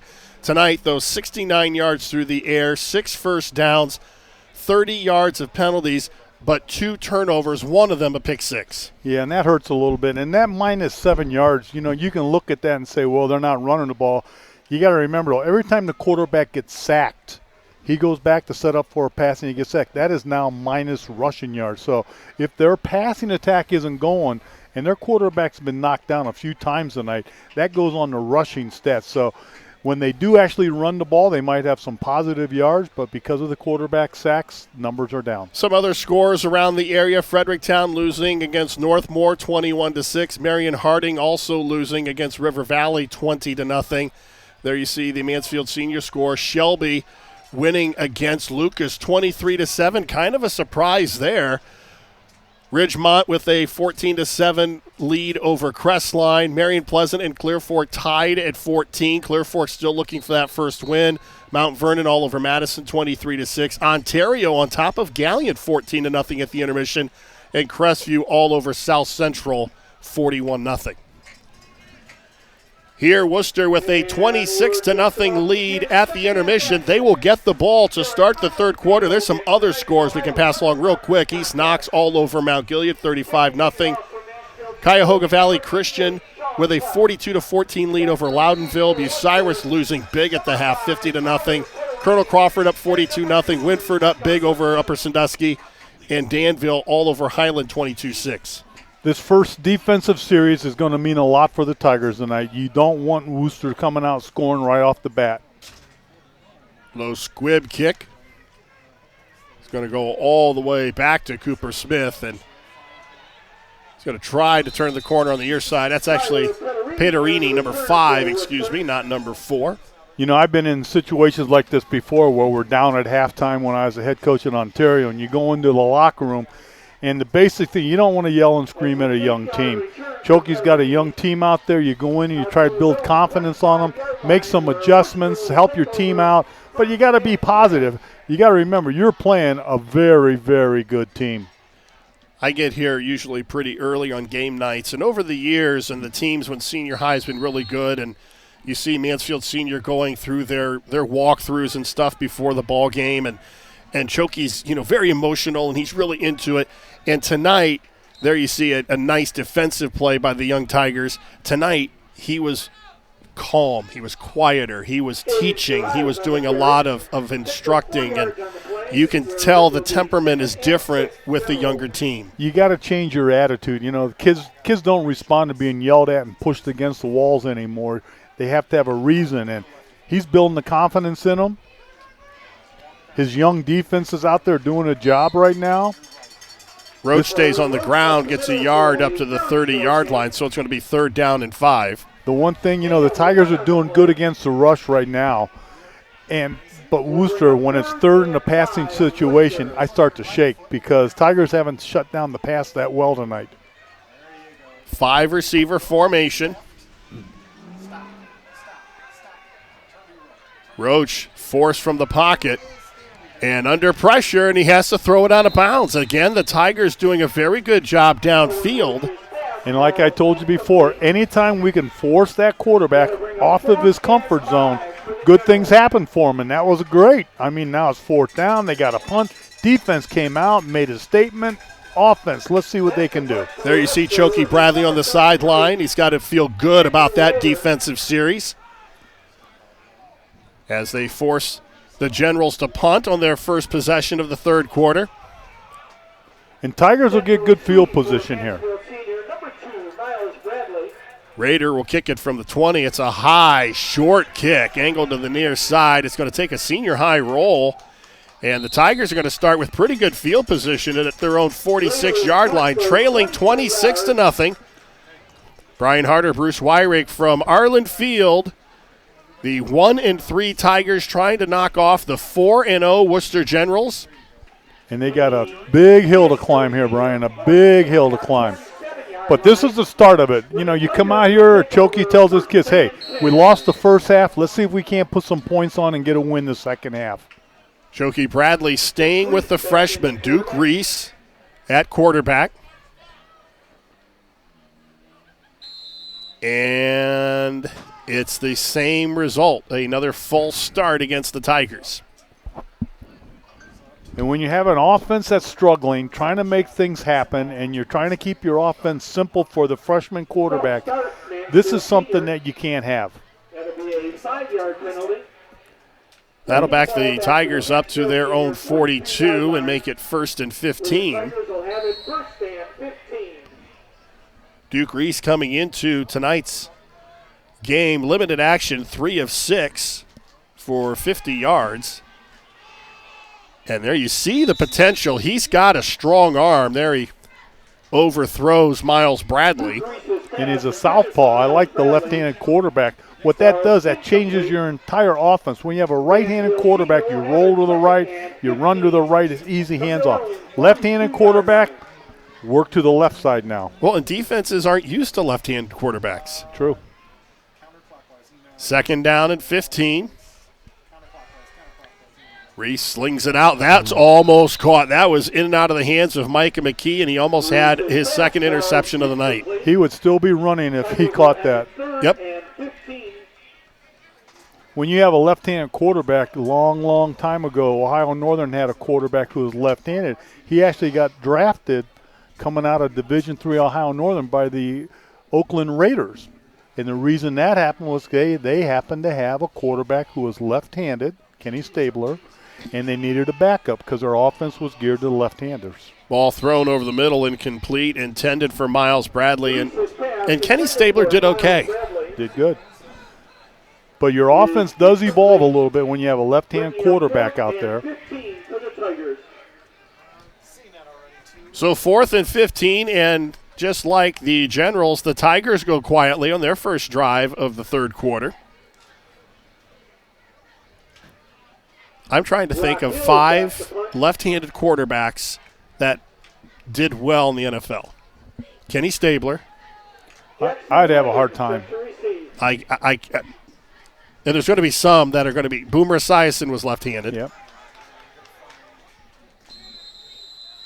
There you see Jackson Williams fielding the ball. So the Generals will take over at about their 20-yard line. 10:27 to go in the third quarter. Wooster with a 26-0 lead. The Arlin Field crowd, not exactly packed on either side, but it's a good crowd. They're staying positive with the Tigers. Okay, so I did what everyone in 2020 will do when you're trying to figure out trivia, is I Googled it. So let's look at this next play here. 10:27 to go. I'll give you a couple seconds to think about it. Roach. Generals stay on the ground, a gain up across the 20 to the 22. We said Boomer Esiason already, Michael Vick, Ken Stabler, Mark Brunell, Tim Tebow. I forgot Tebow was left-handed. Right. Yep. And that changes your offense. It really does.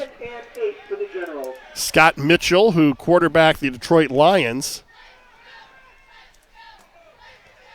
Roach tried to dump it off, and it falls incomplete. And again, every time the Tigers can force him out of the pocket, good things happen. Okay, now our producer wrote down a name that I think would blow this list away, and it's not even on the list that I Googled. Steve Young. Oh, Steve Young, yeah, San Francisco. 3rd down and 8 from the Wooster 22-yard line. Roach forced from the pocket. And he's going to evade the pressure again and throw it away. And Roach a little slow to get up. But he had all kinds of pressure as he rolled to his right, and he took a shot there at the end. And that's what we got to do. You got to keep that quarterback out of the pocket. Force him to run right or left. And the defense is playing well right now, Brian. So the Tigers are going to get the ball back, and they should get it in pretty good field position. And I like the Tigers' specialty teams. Their kickoff teams, their punt return teams. They can make something happen. Rader will kick it from inside the 10.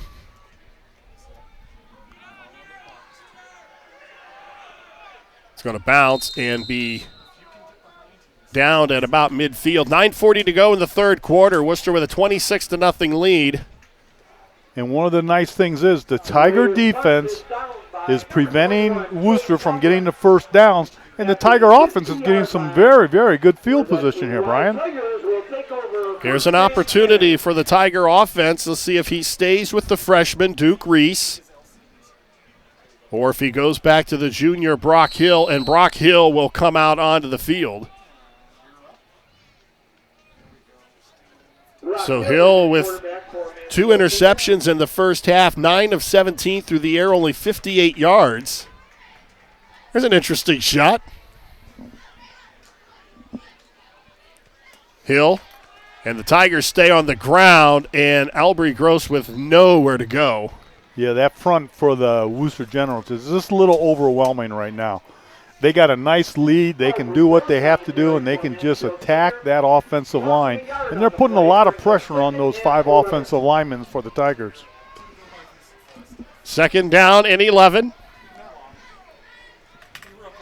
I don't know if it's my color blindness or not, but it's hard to read the numbers on those Tigers jerseys.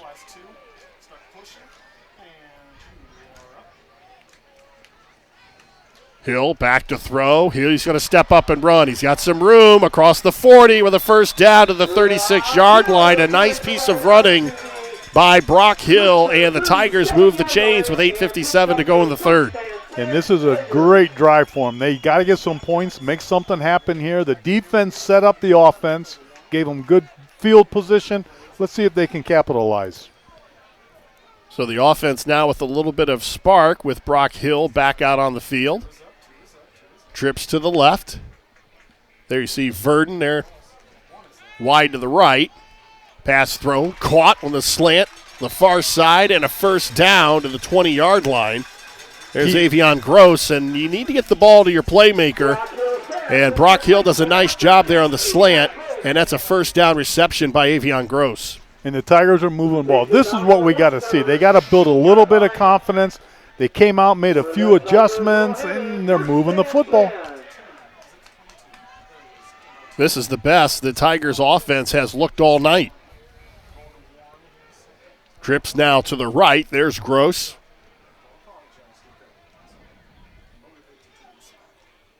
And here come the Generals. And Hill stepped up, a designed run all the way, and he loses a yard, but he's to about the 19. We've started to notice anytime the Tigers are moving the ball, what does Wooster do? Well, they go man-to-man across the back, match up man-to-man, and they bring every available person. And they blitzed again right there, and they put a little pressure on your quarterback, shut down the running lanes, and defense made a big play there. Loss of 2, 2nd down and 12.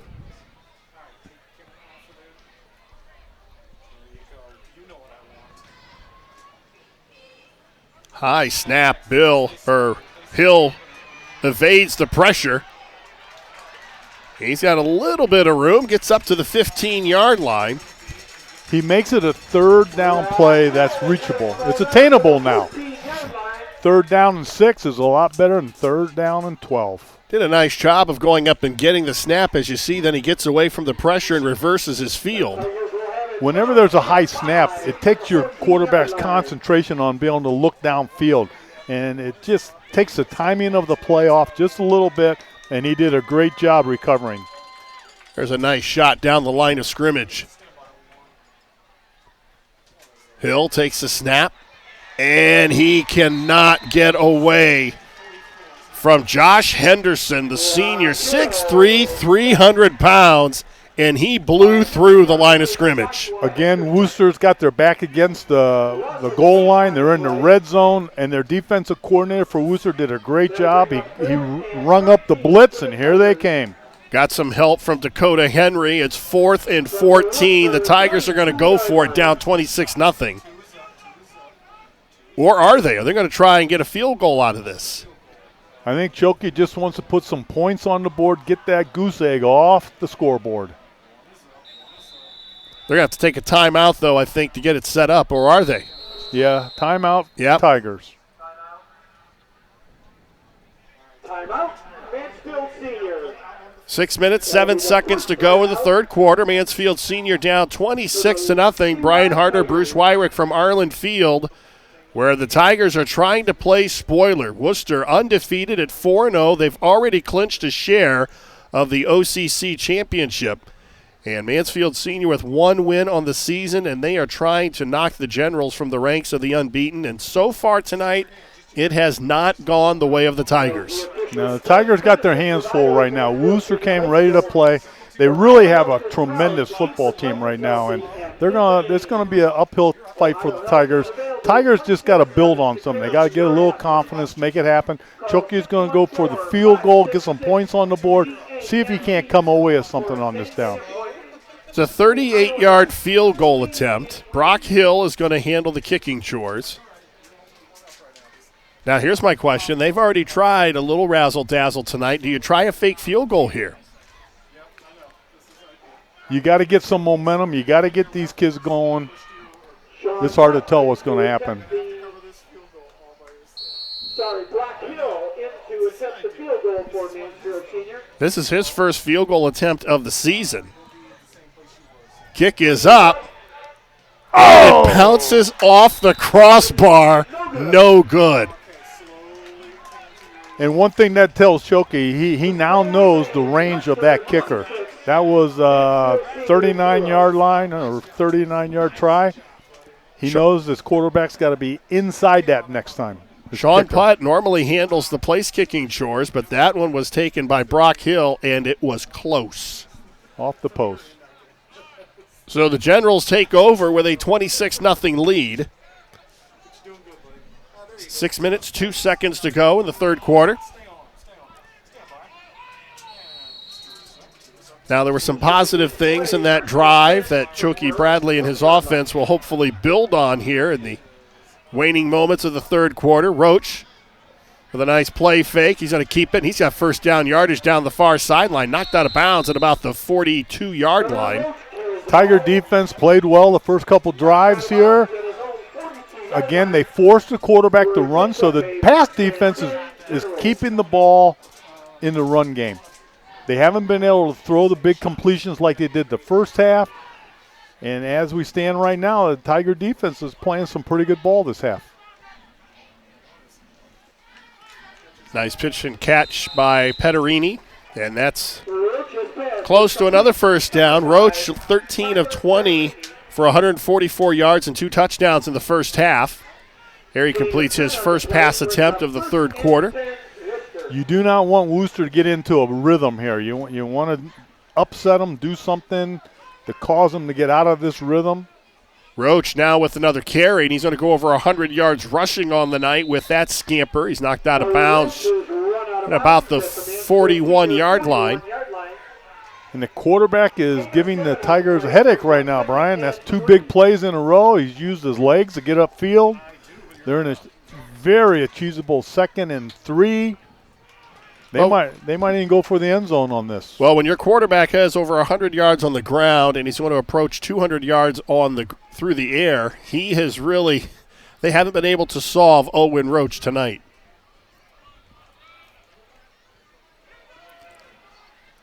Roach again. That's a nice catch, and getting it out of the backfield, Joseph Lyons, and he's got first down yardage.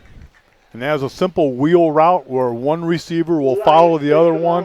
The one in front will run to the goalpost. The other one will just settle into the seam, and it's a completion. Roach continues to distribute the ball to multiple receivers. And there he splits 2 defenders. And a nice grab made by Petterini again. And again, you can feel the rhythm up here in the stands. Wooster is slowly marching down the field, and they're not doing anything wrong right now. Drive started at the 20, and it's now 2nd and 4 from the Tigers 17. Roach, the ball's on the ground, and Roach falls on it.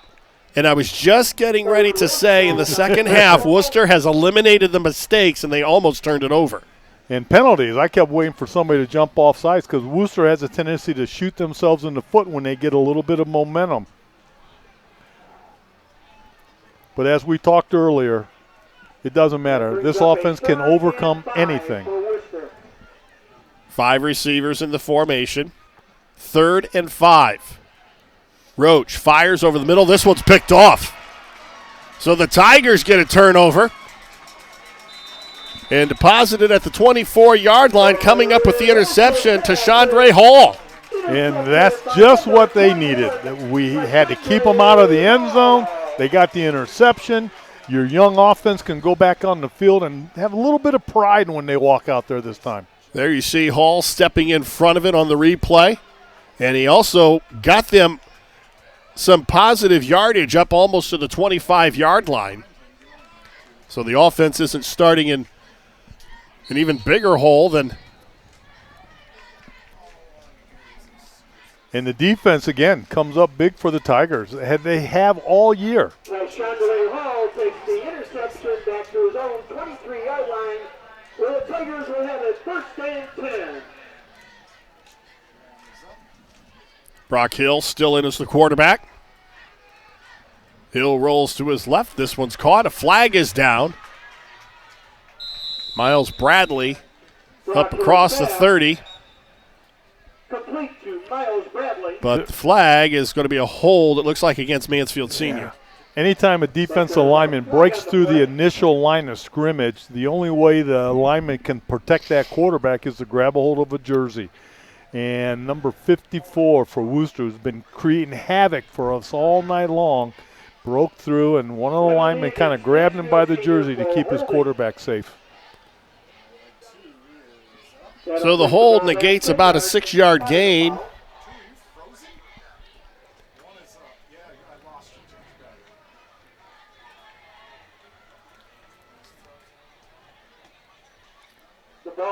So the Tigers are marching backwards to see if we can get an update of the Clear Fork game that they're trying to get their first win of the season.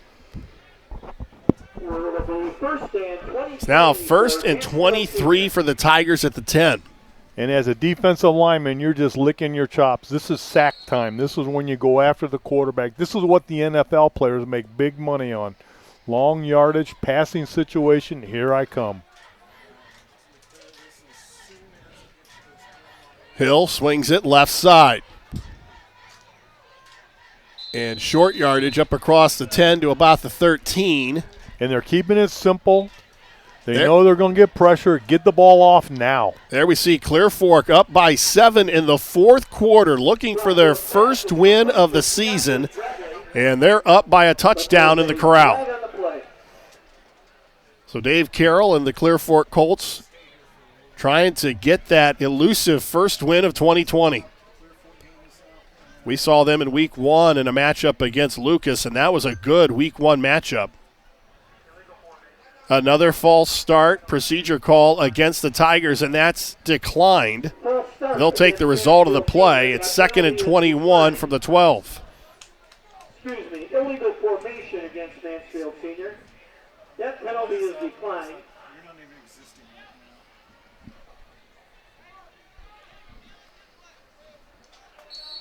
What do you do when you're down there, buddy? Are you like, how do you not know where the ball is? Brock Hill. But a quarterback draw gets up to about the 15. Is there a full moon tonight, Bruce? I don't know what's happening out here. There's something going on with our cameras. It's just a bizarre night here at Arlin Field. That last play, Tigers had the illegal formation. What that means is that you have to have 7 linemen on the line of scrimmage. You got your 5 interior men, center, 2 guards, 2 tackles, then you have to have 2 of your wide receivers, one on the right, one on the left, have to be on the line of scrimmage for a total of 7. And every once in a while, a young guy will get out of position, and that causes the flag. Brog Hill on 3rd and 18. Rolls to his right. Caught, and again, well short of the first down. Amar Davis with another reception, but it's going to be 4th and about 12. And this is going to force a punting situation for the Tigers. So Wooster will get it back. Jackson Williams back at his 45-yard line.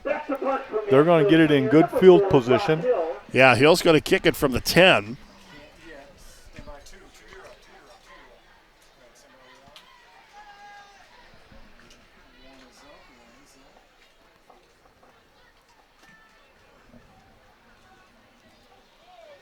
Williams, and he's not going to get any return because a fine special teams play by Donovan Duncan prevents a return, and Wooster gets the ball back. 1:52 to go in the third. They have a 26-0 lead. And you're right about that nice play. One of the toughest things to do is get an open field tackle like that, and he took him right down. That'll go down as a solo tackle in the stat book. There you see Donovan Duncan.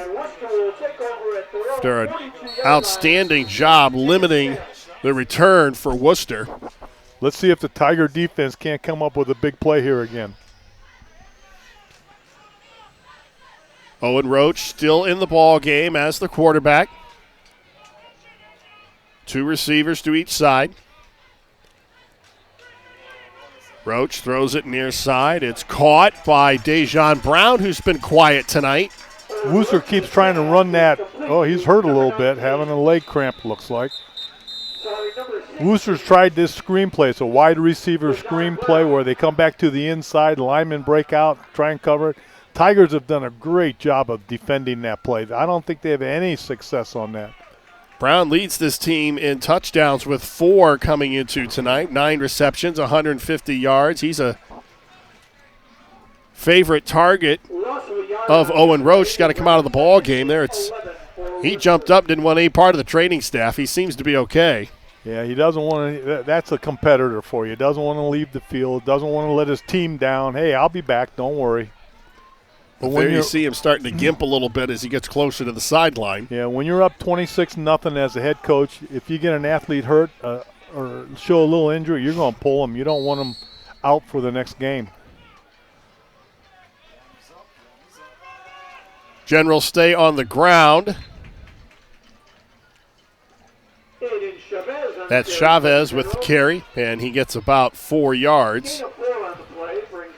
So I'm going to guess that Owen Roach will finish the third quarter, and then we'll probably see Drew Becker, his backup.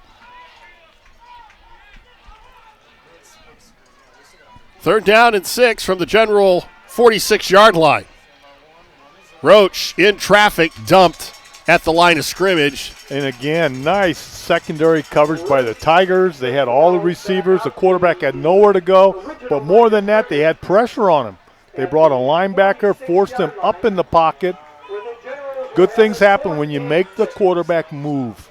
Clear Fork with that 21-14 lead. That's holding there in the fourth quarter. Number 33, Andrew Rader, back to punt for Wooster. So Rader will kick it from the Wooster 32-yard line. Miles Bradley and Amion Gross set to receive. Be a nice kick. And there'll be no return as it'll be down at about the 25-yard line with 22 seconds to go in the third quarter. Raiders punt. Wooster with a 26-0 lead. The Tiger defense has done a pretty good job in the third quarter of keeping Wooster out of the end zone. And they really have. And they made the interception. They've given the ball back to the offense in good field positions. And this team, it seems like they keep having one heartbreak after another. Chokey is still trying to put different people in different positions. He's working with a freshman quarterback, and he's coming back with his Letterman quarterbacks, and he's still trying to put the pieces of the puzzle together. Brock Hill comes back out with the offense with 22 seconds to go in the third quarter. And again, it's just a young team. It's a young team. They are forced to burn a timeout with 19 seconds to go. And the Tigers on the short end of a 26-0 score. Tonight's high school football broadcast is brought to you live and free on the OH Report. Thanks to our generous sponsors, the Kilbuck Savings Bank, a Bauer 5-star rated community bank for more than 25 consecutive years. Community banking, it's who we are, it's what we do every single day.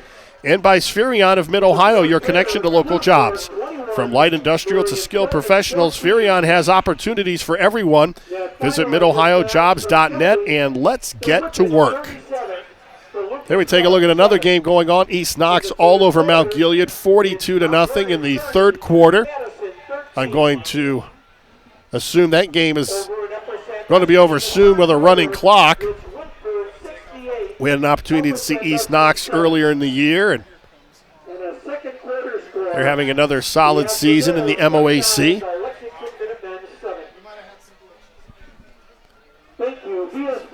Tigers now back out on the field with 19 seconds to go. Hill flushed from the pocket. Does a nice job of extending the play, but it's picked off again. Joseph Lyons. And Lyons is going to be stopped. It's going to be 1st and goal, Generals. The third interception for Brock Hill, and this could set up another touchdown. Clock stops, 3 seconds to go in the third quarter. And that's just your young, inexperienced team.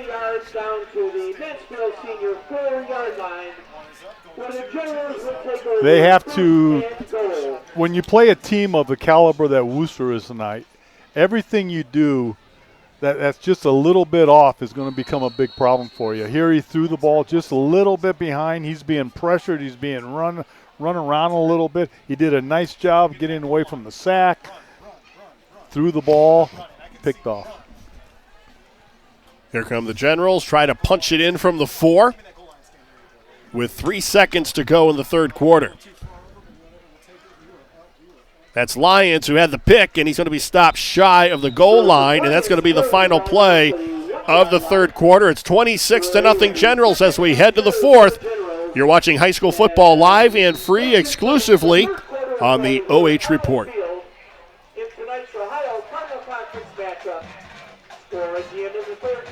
Need AC or heating repair service? Living in North Central Ohio, Shakely's is your go-to since 1995. Exceptional service, exceptional products. Look up ShakleyMechanical.com today. Hi, I'm John Mark Young, a financial advisor and owner with Whitaker Myers Wealth Managers. We believe in the financial freedom and power of living debt-free. Visit our website at www.whitakerwealth.com to learn more and schedule a meeting. Customers do come in and they do feel like they're a part of our family, and they feel like they know us and we know them and we care. Park National, our family of banks, all together now.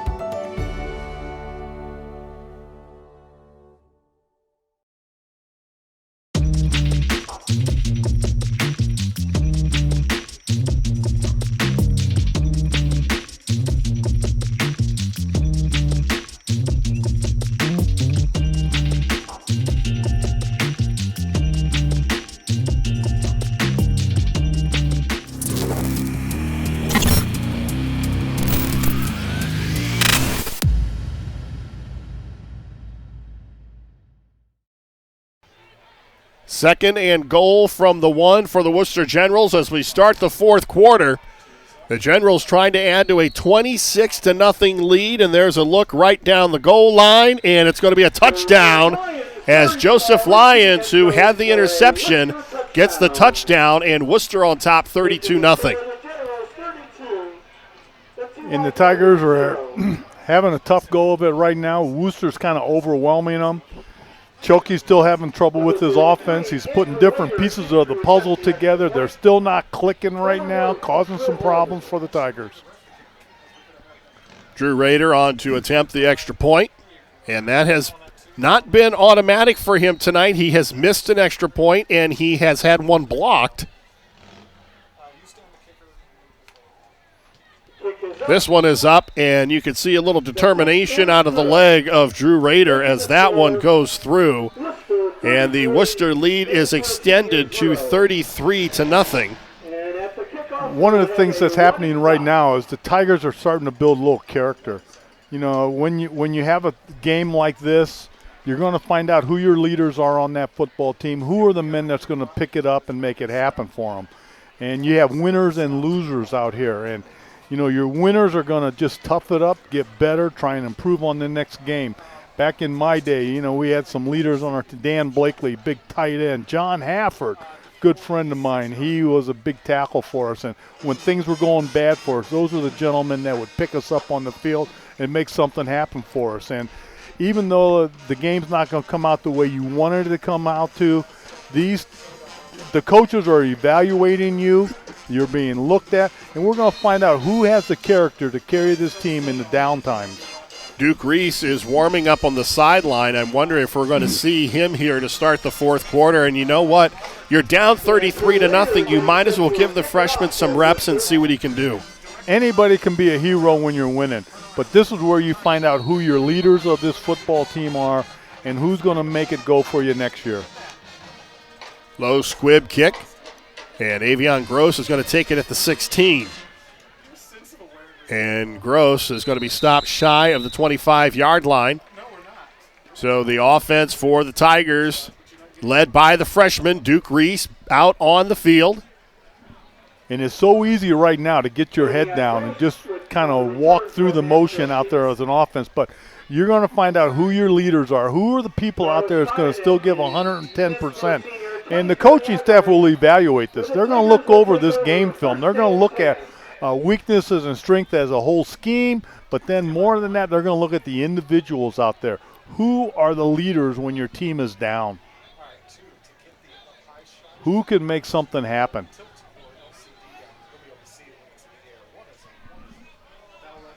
Three seconds, 2 seconds, and they're going to start the fourth quarter with a penalty. Or no, they're going to call a timeout. And that's a young team. Choki's trying to put the pieces of the puzzle together. He's got different players going in different areas. He's got to keep the offense simple. You're probably only running 3 or 4 plays out there with these young kids. There you see Choki Bradley in the middle of the Mansfield senior huddle.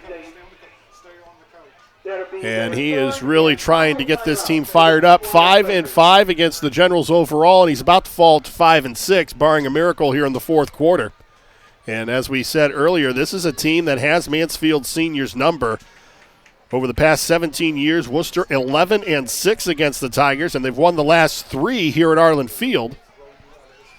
And that streak is in jeopardy of growing. In the last couple of years, this has been a hard place to win at. Well, the Tigers haven't beaten the Generals here since 2012. Reese, and they're sending the pressure.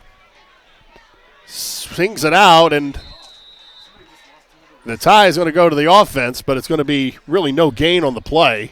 And what do you do when you have a freshman quarterback? You put a little pressure on him. See how he reacts under pressure. And that's what the Wooster's doing. They're bringing a linebacker or an outside backer. And I got to admire that quarterback. He just stood in there and threw the ball. Bradley got the reception, but he lost a couple of yards. It'll be 2nd down and 12. Reese fires right side, tries to split 2 defenders, and we should have, well, he may have gotten away with one there because tried to get the ball into Avion Gross, who was double covered on the far sideline, and tried to drop it in between 2 defenders. And when you got a freshman quarterback out there that can throw the ball 55 yards in the air on the button, that's the very bright future.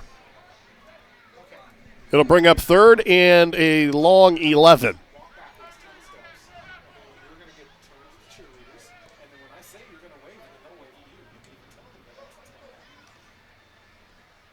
Reese with a little bit of time. Fires. This one's picked off. Jackson Williams. And another turnover thrown by Tiger quarterbacks tonight. The first pick by Reese. And the Generals are going to get the ball back after another turnover. And they're having good field position. I keep looking at the Wooster offense out there. Is Coach Haas going to leave his starters in there and risk somebody getting hurt, or is he going to start pulling his key players and giving a little bit of experience to somebody else? Owen Roach still on the field. Number 12 comes out, who has had an outstanding night leading this Generals offense.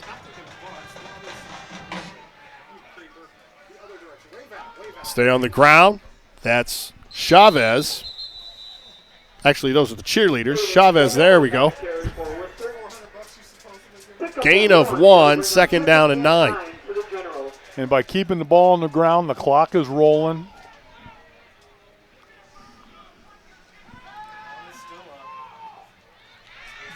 Quick hit to the far side. That's caught by Jackson Williams, and another first down inside the 25-yard line. And that's one thing this Wooster team has. They have weapons everywhere, Brian. I mean, he can throw it to anybody he wants, and they're going to make a good catch out there. It'll be first and 10, Wooster. Roach feels the pressure, throws it out of bounds. And every time the Tigers bring pressure and the quarterback is forced out of the pocket, good things happen for him. Miles Bradley in the backfield, applying the heat. Yes, his dad is the head coach. Clock still moving as we're on a running clock now, 33-0, Wooster with the lead. Chavez in the backfield. And Roach completes another one to McKee. McKee up the middle, touchdown Generals. Yeah, they ran a little wide receiver screen, and I'll tell you what, the offensive line did a great job. It looked like a picket fence, Brian, and he just followed that offensive line right into the end zone. 24 yards on the pass and the catch, and 6 more points for the Generals. That makes the score Wooster 39-0. Andrew Rader in to attempt the extra point. Rader on to kick the extra point.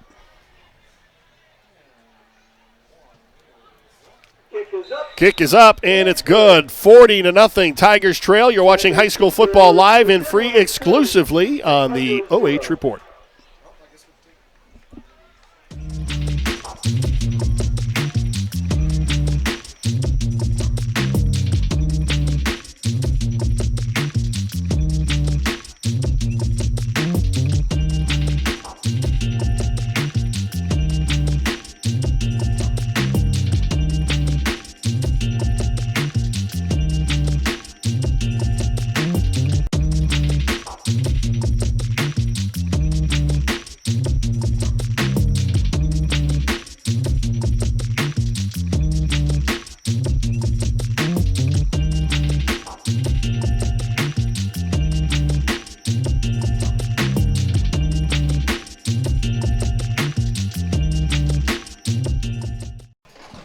Tigers down 40-0, 8:04 to go in the fourth quarter.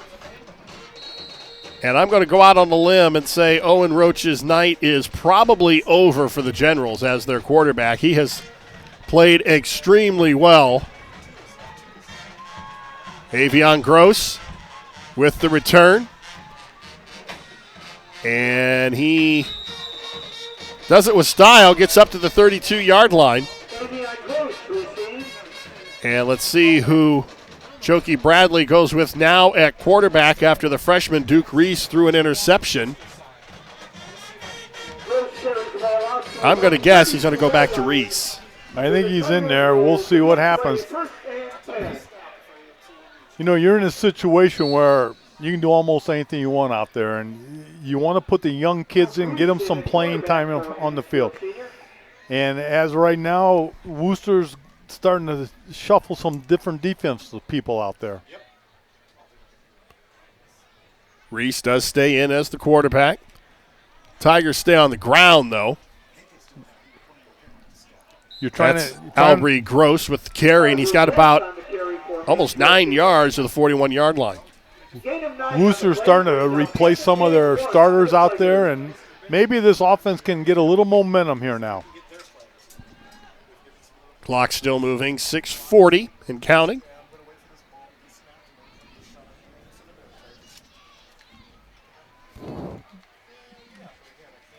It's Gross again. And Gross is going to be drugged down from behind by Jackson Williams.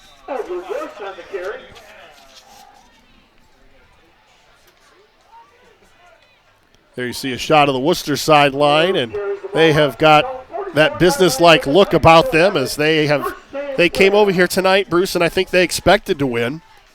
And they've got that attitude, the winner's attitude. You're going to come into this field, you're going to continue to get better and better, clean up your mistake. They did cut down on their penalties.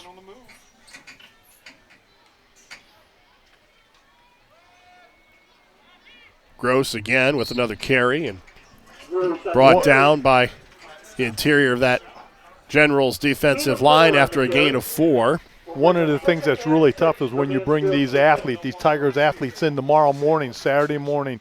Do you look at this game film? Do you review it with them, find the mistakes, or you just build and go for the next game, get ready? Can you accomplish anything by looking at the game film? This time the carry is Darnell Hawkins, and Hawkins close to a first down at the General 45-yard line. That'll be good enough for a first down. And what the Tigers are doing right now, they're building for the future right now. He's got a team out there. He's got a freshman at quarterback. They're just building, giving them the experience you need to win football games. And there's nothing better than game time experience for these athletes, and that's what they're building right now in varsity competition.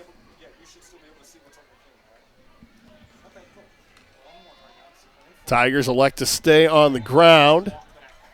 Chokey's taking a freshman quarterback, giving him some basic plays.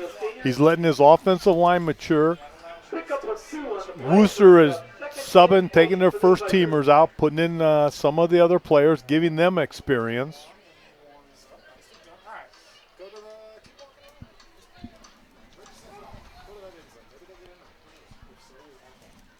As we approach the 4-minute mark, 40-0 in favor of the Generals.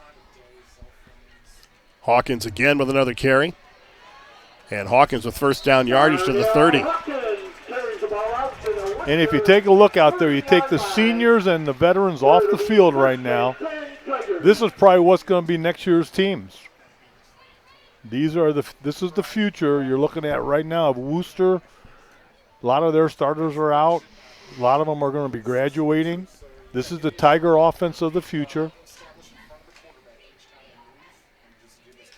Hawkins, one of the few seniors on the field, and he's going to get the carry here. He's stuffed at the line of scrimmage, maybe a yard on the play as we approach 3.5 minutes to go. So Jokey Bradley's going to fall to 5-6 against Wooster. And they will have lost 4 in a row here at Arlin Field to the Generals. And that's a tough pill to swallow. But the one thing that happens is that you build from being at the bottom. You work your way back up. After the ball game, we'll try to talk to the quarterback from the Generals, Owen Roach. And there you see a first down carry and a touchdown for the Tigers. And there's the carry on Mitchell gets into the end zone and avoids the shutout for Mansfield Senior. And what you're seeing right now is Chokey's starting to build his team for next year. He's got the kids out there running, the enthusiasm. He crosses. He's excited. That's what you need. You need a spark for a young team. Well, that was a nice carry by Mitchell. Mitchell, a junior. As a defensive coordinator, you hate to lose that shutout, but you're giving kids the experience out there on defense to make something happen, and they're getting valuable experience for next year. Tigers will go for 2.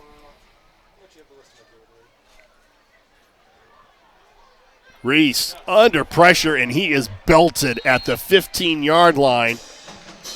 And that's inexperience right now. When you're going for 2 points, you see somebody coming. You're not going to lose anything. Just throw it up in the air. Joseph Lyons, who's had a busy night defensively, for the Generals all over Duke Reese. So it's now 40-6 with 2:46 to go.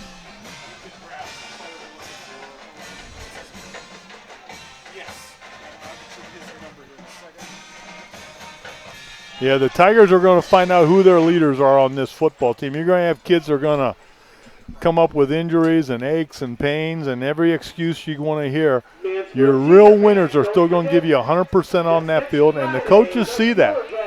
They'll see it. You can read it in their faces. You can see who they are. I got a couple players down there patting each other on the back saying, let's go, let's do this. And that's what you got to find. You got to find who your players are. And that's what Choke Bradley's doing right now, him and his coaching staff. They evaluate you on every play. And the Tigers, and I think one of the things, too, that Choke Bradley is going to want to see is who plays this game all the way to the finish. Yeah. You don't want to put your heads down. You don't want to sit on the sidelines over here. You don't want to, separate yourself from the team. You got to be a team leader. When you're down, that's when your heroes come up. Look at all your movies on TV when things are going bad for you. Who's the hero that steps up and makes something happen? That's what the Tigers are looking for right now. They're looking for their future leaders. So Sean Putt will kick off, and he will attempt an onside kick to see if the Tigers can recover. I think there are guys short out there.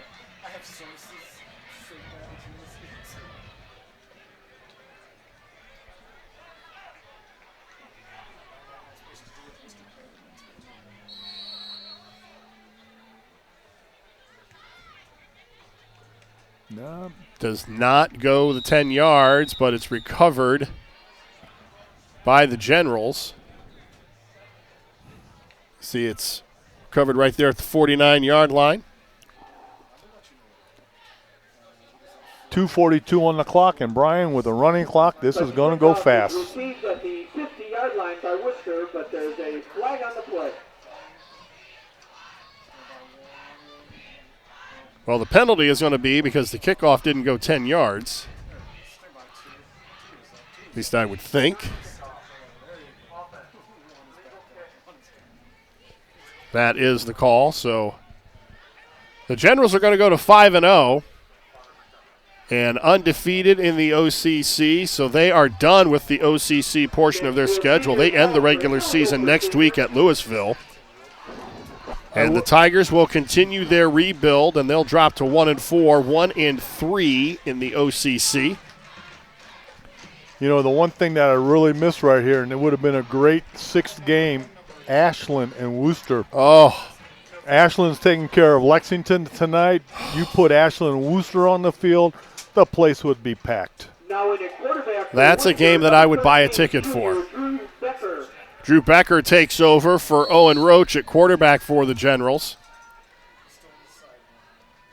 And they elect to stay on the grounds. That's Greg Adams, a junior. But that's some of the things that happen when you have a shortened schedule. You got to work in games right away.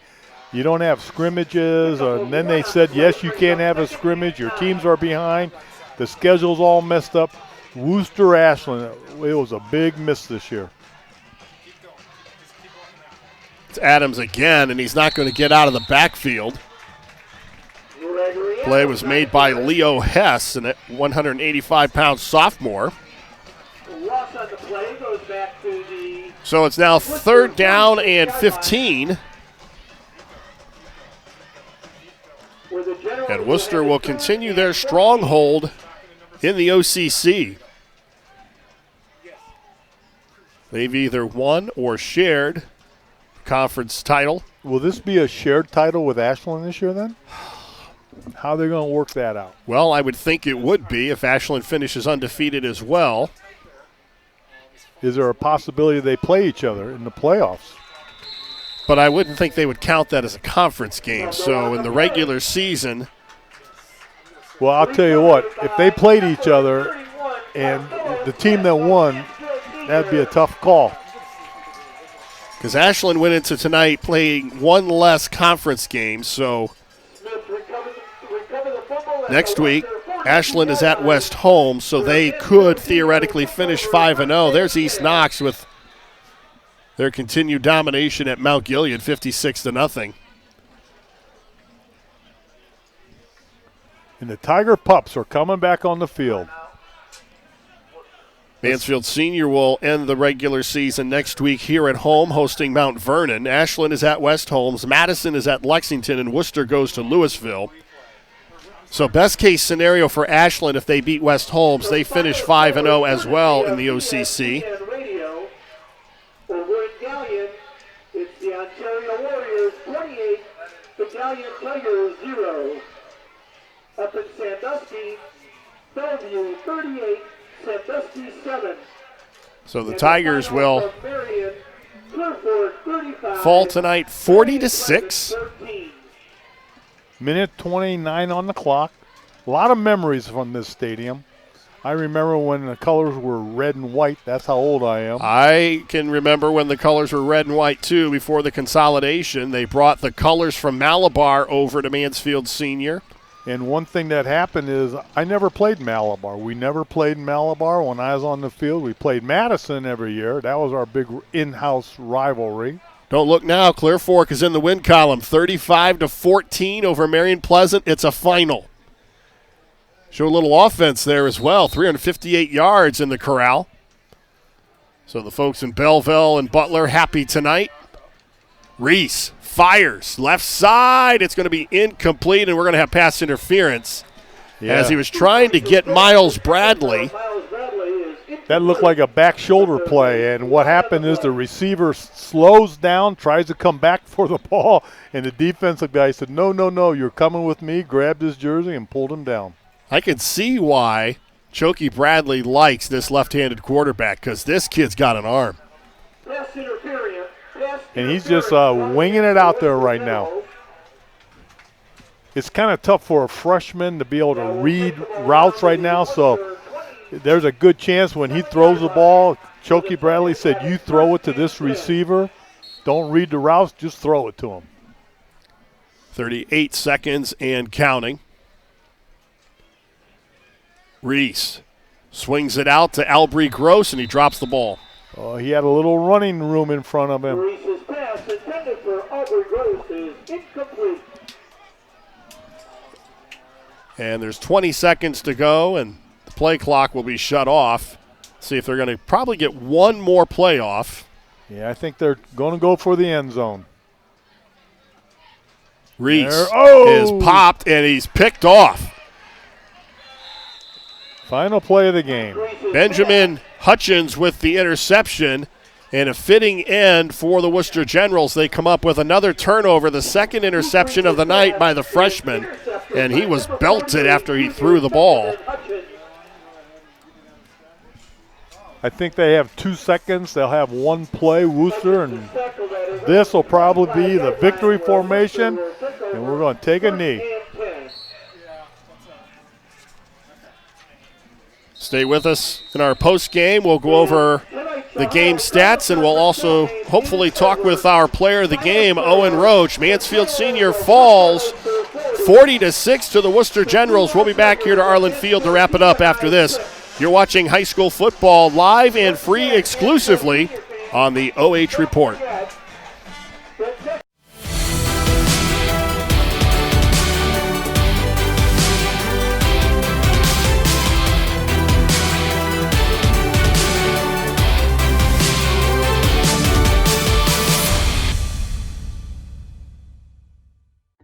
Hi, I'm John Mark Young, a financial advisor and owner with Whitaker Myers Wealth Managers. Whitaker Myers Group has been a local trusted advisor since 1869, serving families in Ashland, Richland, and Wayne counties. We believe in the financial freedom and power of living debt-free. With offices in Ashland, Mansfield, Wooster, Columbus, and South Carolina, we have advisors that are ready to help you begin your journey to financial success. Visit our website at www.whitakerwealth.com to learn more and schedule a meeting.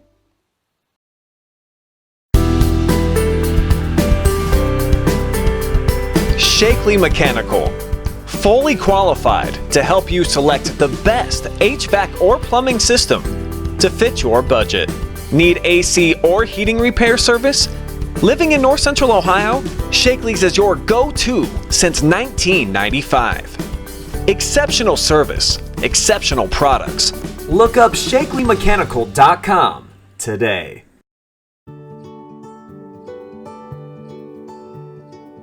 We are uniting Park National's family banks under one name to serve you more. This bank's about service to the community. I mean, your customers become your family, and by and large, you become their family. Customers do come in and they do feel like they're a part of our family, and they feel like they know us and we know them and we care. Park National, our family of banks, all together now.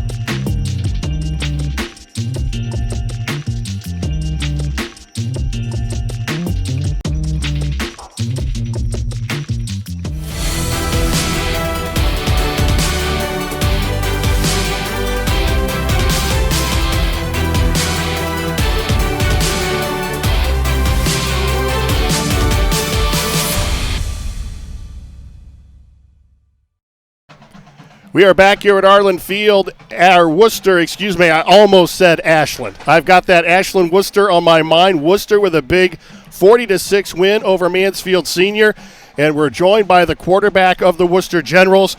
Owen, you had a big night. What was the mindset of this team coming into this stadium here as you guys get ready to wind down the regular season? We just wanted to come in. We saw a team that had improved a lot since week one, taking a big loss to West Holmes, who was also a great team. And we just came into this game knowing this team's going to be improved, so we didn't let down our standards all week in practice, had a great week of practice, and worked really hard. We knew these guys had some athletes on their team, and we were ready for them. So. Now, this has been kind of a nice little rivalry over the last few years. In fact, you didn't know this when you first came up here. You guys have beaten the Tigers in this stadium for the last 4 meetings now. What is it about you and the Tigers that you seem like you bring the best out in each other? Throughout the entire conference, a lot of teams don't have the athletes that I'd say us do, and, Mansfield Senior does as well. Like, if you go watch other teams and we go man, they go man on us, and we go run 4 verts, somebody's going to be open, They're another team like that. Like, they've got a lot of athletes, a lot of guys who can get open in one-on-one situations, and they match up with us like that. They can cover us like that. They can also run on us like that. So very athletic team. You know, you got to get out to them. You know, they played hard all night. As you see how the season has unfolded, you guys are obviously undefeated in the OCC, and unless Ashland runs the tables, you're going to win it outright. Kind of a disappointment you're not playing Ashland this year? Yeah, I mean, it's a little bit of a disappointment, you know, see an Ashland team that, you know, I think they were about 5-5 last year. Does that sound right? You know, a 500 team coming out this year, and they're 4-0, you know, probably 5-0 after tonight. I don't know if they play or not, but definitely been exciting to play our rival, you know, a team that's potentially undefeated going into that game. If it does come, if we do get to week 10 and have to play them. So it's definitely upsetting because we love the challenge, and, you know, there's nothing better than playing a good team to get ready for the playoffs. So, I mean, I wish we could play them, but what are you going to do, you know? Have you guys talked at all about Louisville? Do you know anything about them? We haven't really talked much about them, but we do scrimmage them every year. So the past 2 years we've scrimmaged them, and I mean, they're a good football team. They play a good, tough, hard schedule. You know, they play a lot of big teams. They're only D3, and they play a lot of D1 teams, and, you know, I mean, that's a big difference. And they look like a well-coached team, and I think they're going to be pretty good. So as we head into the playoffs, there's going to be seeding this week, and I don't think they've decided yet whether or not top seeds can opt to play or to take a bye. Have you guys discussed, if given that opportunity, what are you going to do? I mean, we've discussed amongst the players, you know, coaches haven't said anything, but, you know, some of us want to play, some of us don't, because I know a lot of times teams come off a bye week, you know, they have 2 weeks going, you know, they're not playing your best football, you know, you're not prepared because you're not preparing for a team for a whole week, so a lot of guys don't practice as hard. But, I mean, you got to look at it from an injury standpoint, you know, I mean, that's just, personally, I don't know if we can opt into, like, not having a bye because injuries are so important, and not having them, you never know who could get hurt. Well, Owen, congratulations. 5-0 in the OCC. You guys are still undefeated. Congratulations. Good luck going into Louisville, and good luck going into the postseason. Thank you, sir. Owen Roach, the quarterback of the Wooster Generals, will be back to wrap things up right after this.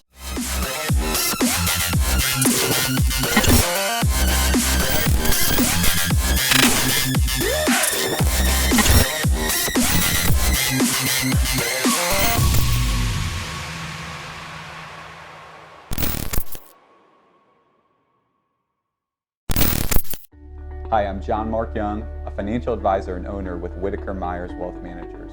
Whitaker Myers Group has been a local trusted advisor since 1869, serving families in Ashland, Richland, and Wayne counties.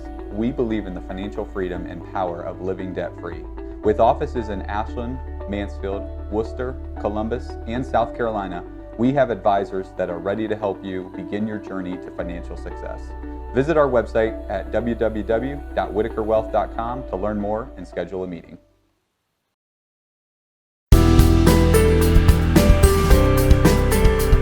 Shakely Mechanical, fully qualified to help you select the best HVAC or plumbing system to fit your budget. Need AC or heating repair service? Living in North Central Ohio, Shakely's is your go-to since 1995. Exceptional service, exceptional products. Look up ShakelyMechanical.com today.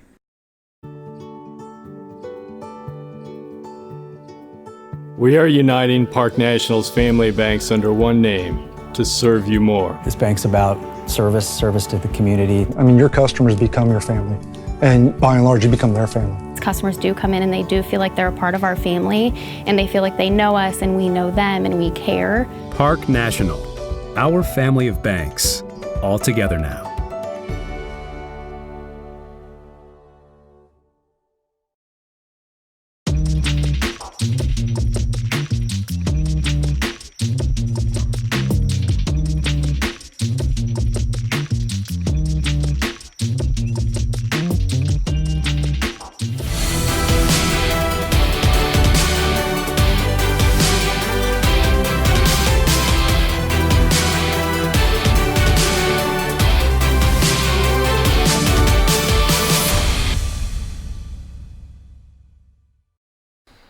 We are back at Arlin Field, where the Tigers have fallen tonight 40-6 to the Wooster Generals. They are now 1-4 on the season, and Wooster stays unbeaten at 5-0. And Bruce, this was a game that you saw the potential from this at the beginning.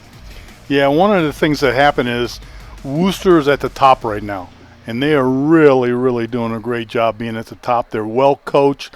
We just interviewed their quarterback. They got focused. They know where they're going. All the parts of the puzzle are put together. Senior high, on the other hand, they're still trying to get that jigsaw together. They had a freshman quarterback out there, and Choki's trying to do the right thing by getting the right players in the right position. And I like his mindset. They wanted to play Ashland. They did. They wanted to play Ashland, and, that's the sign of a winning team. And, you have certain classes that come through, and those kids are built in to winner, and they win in every sport. They'll win in football, they'll win in basketball, they'll win in baseball, because there's a team of leaders that lead them through all those sports. Senior high right now, they're still trying to find their identity.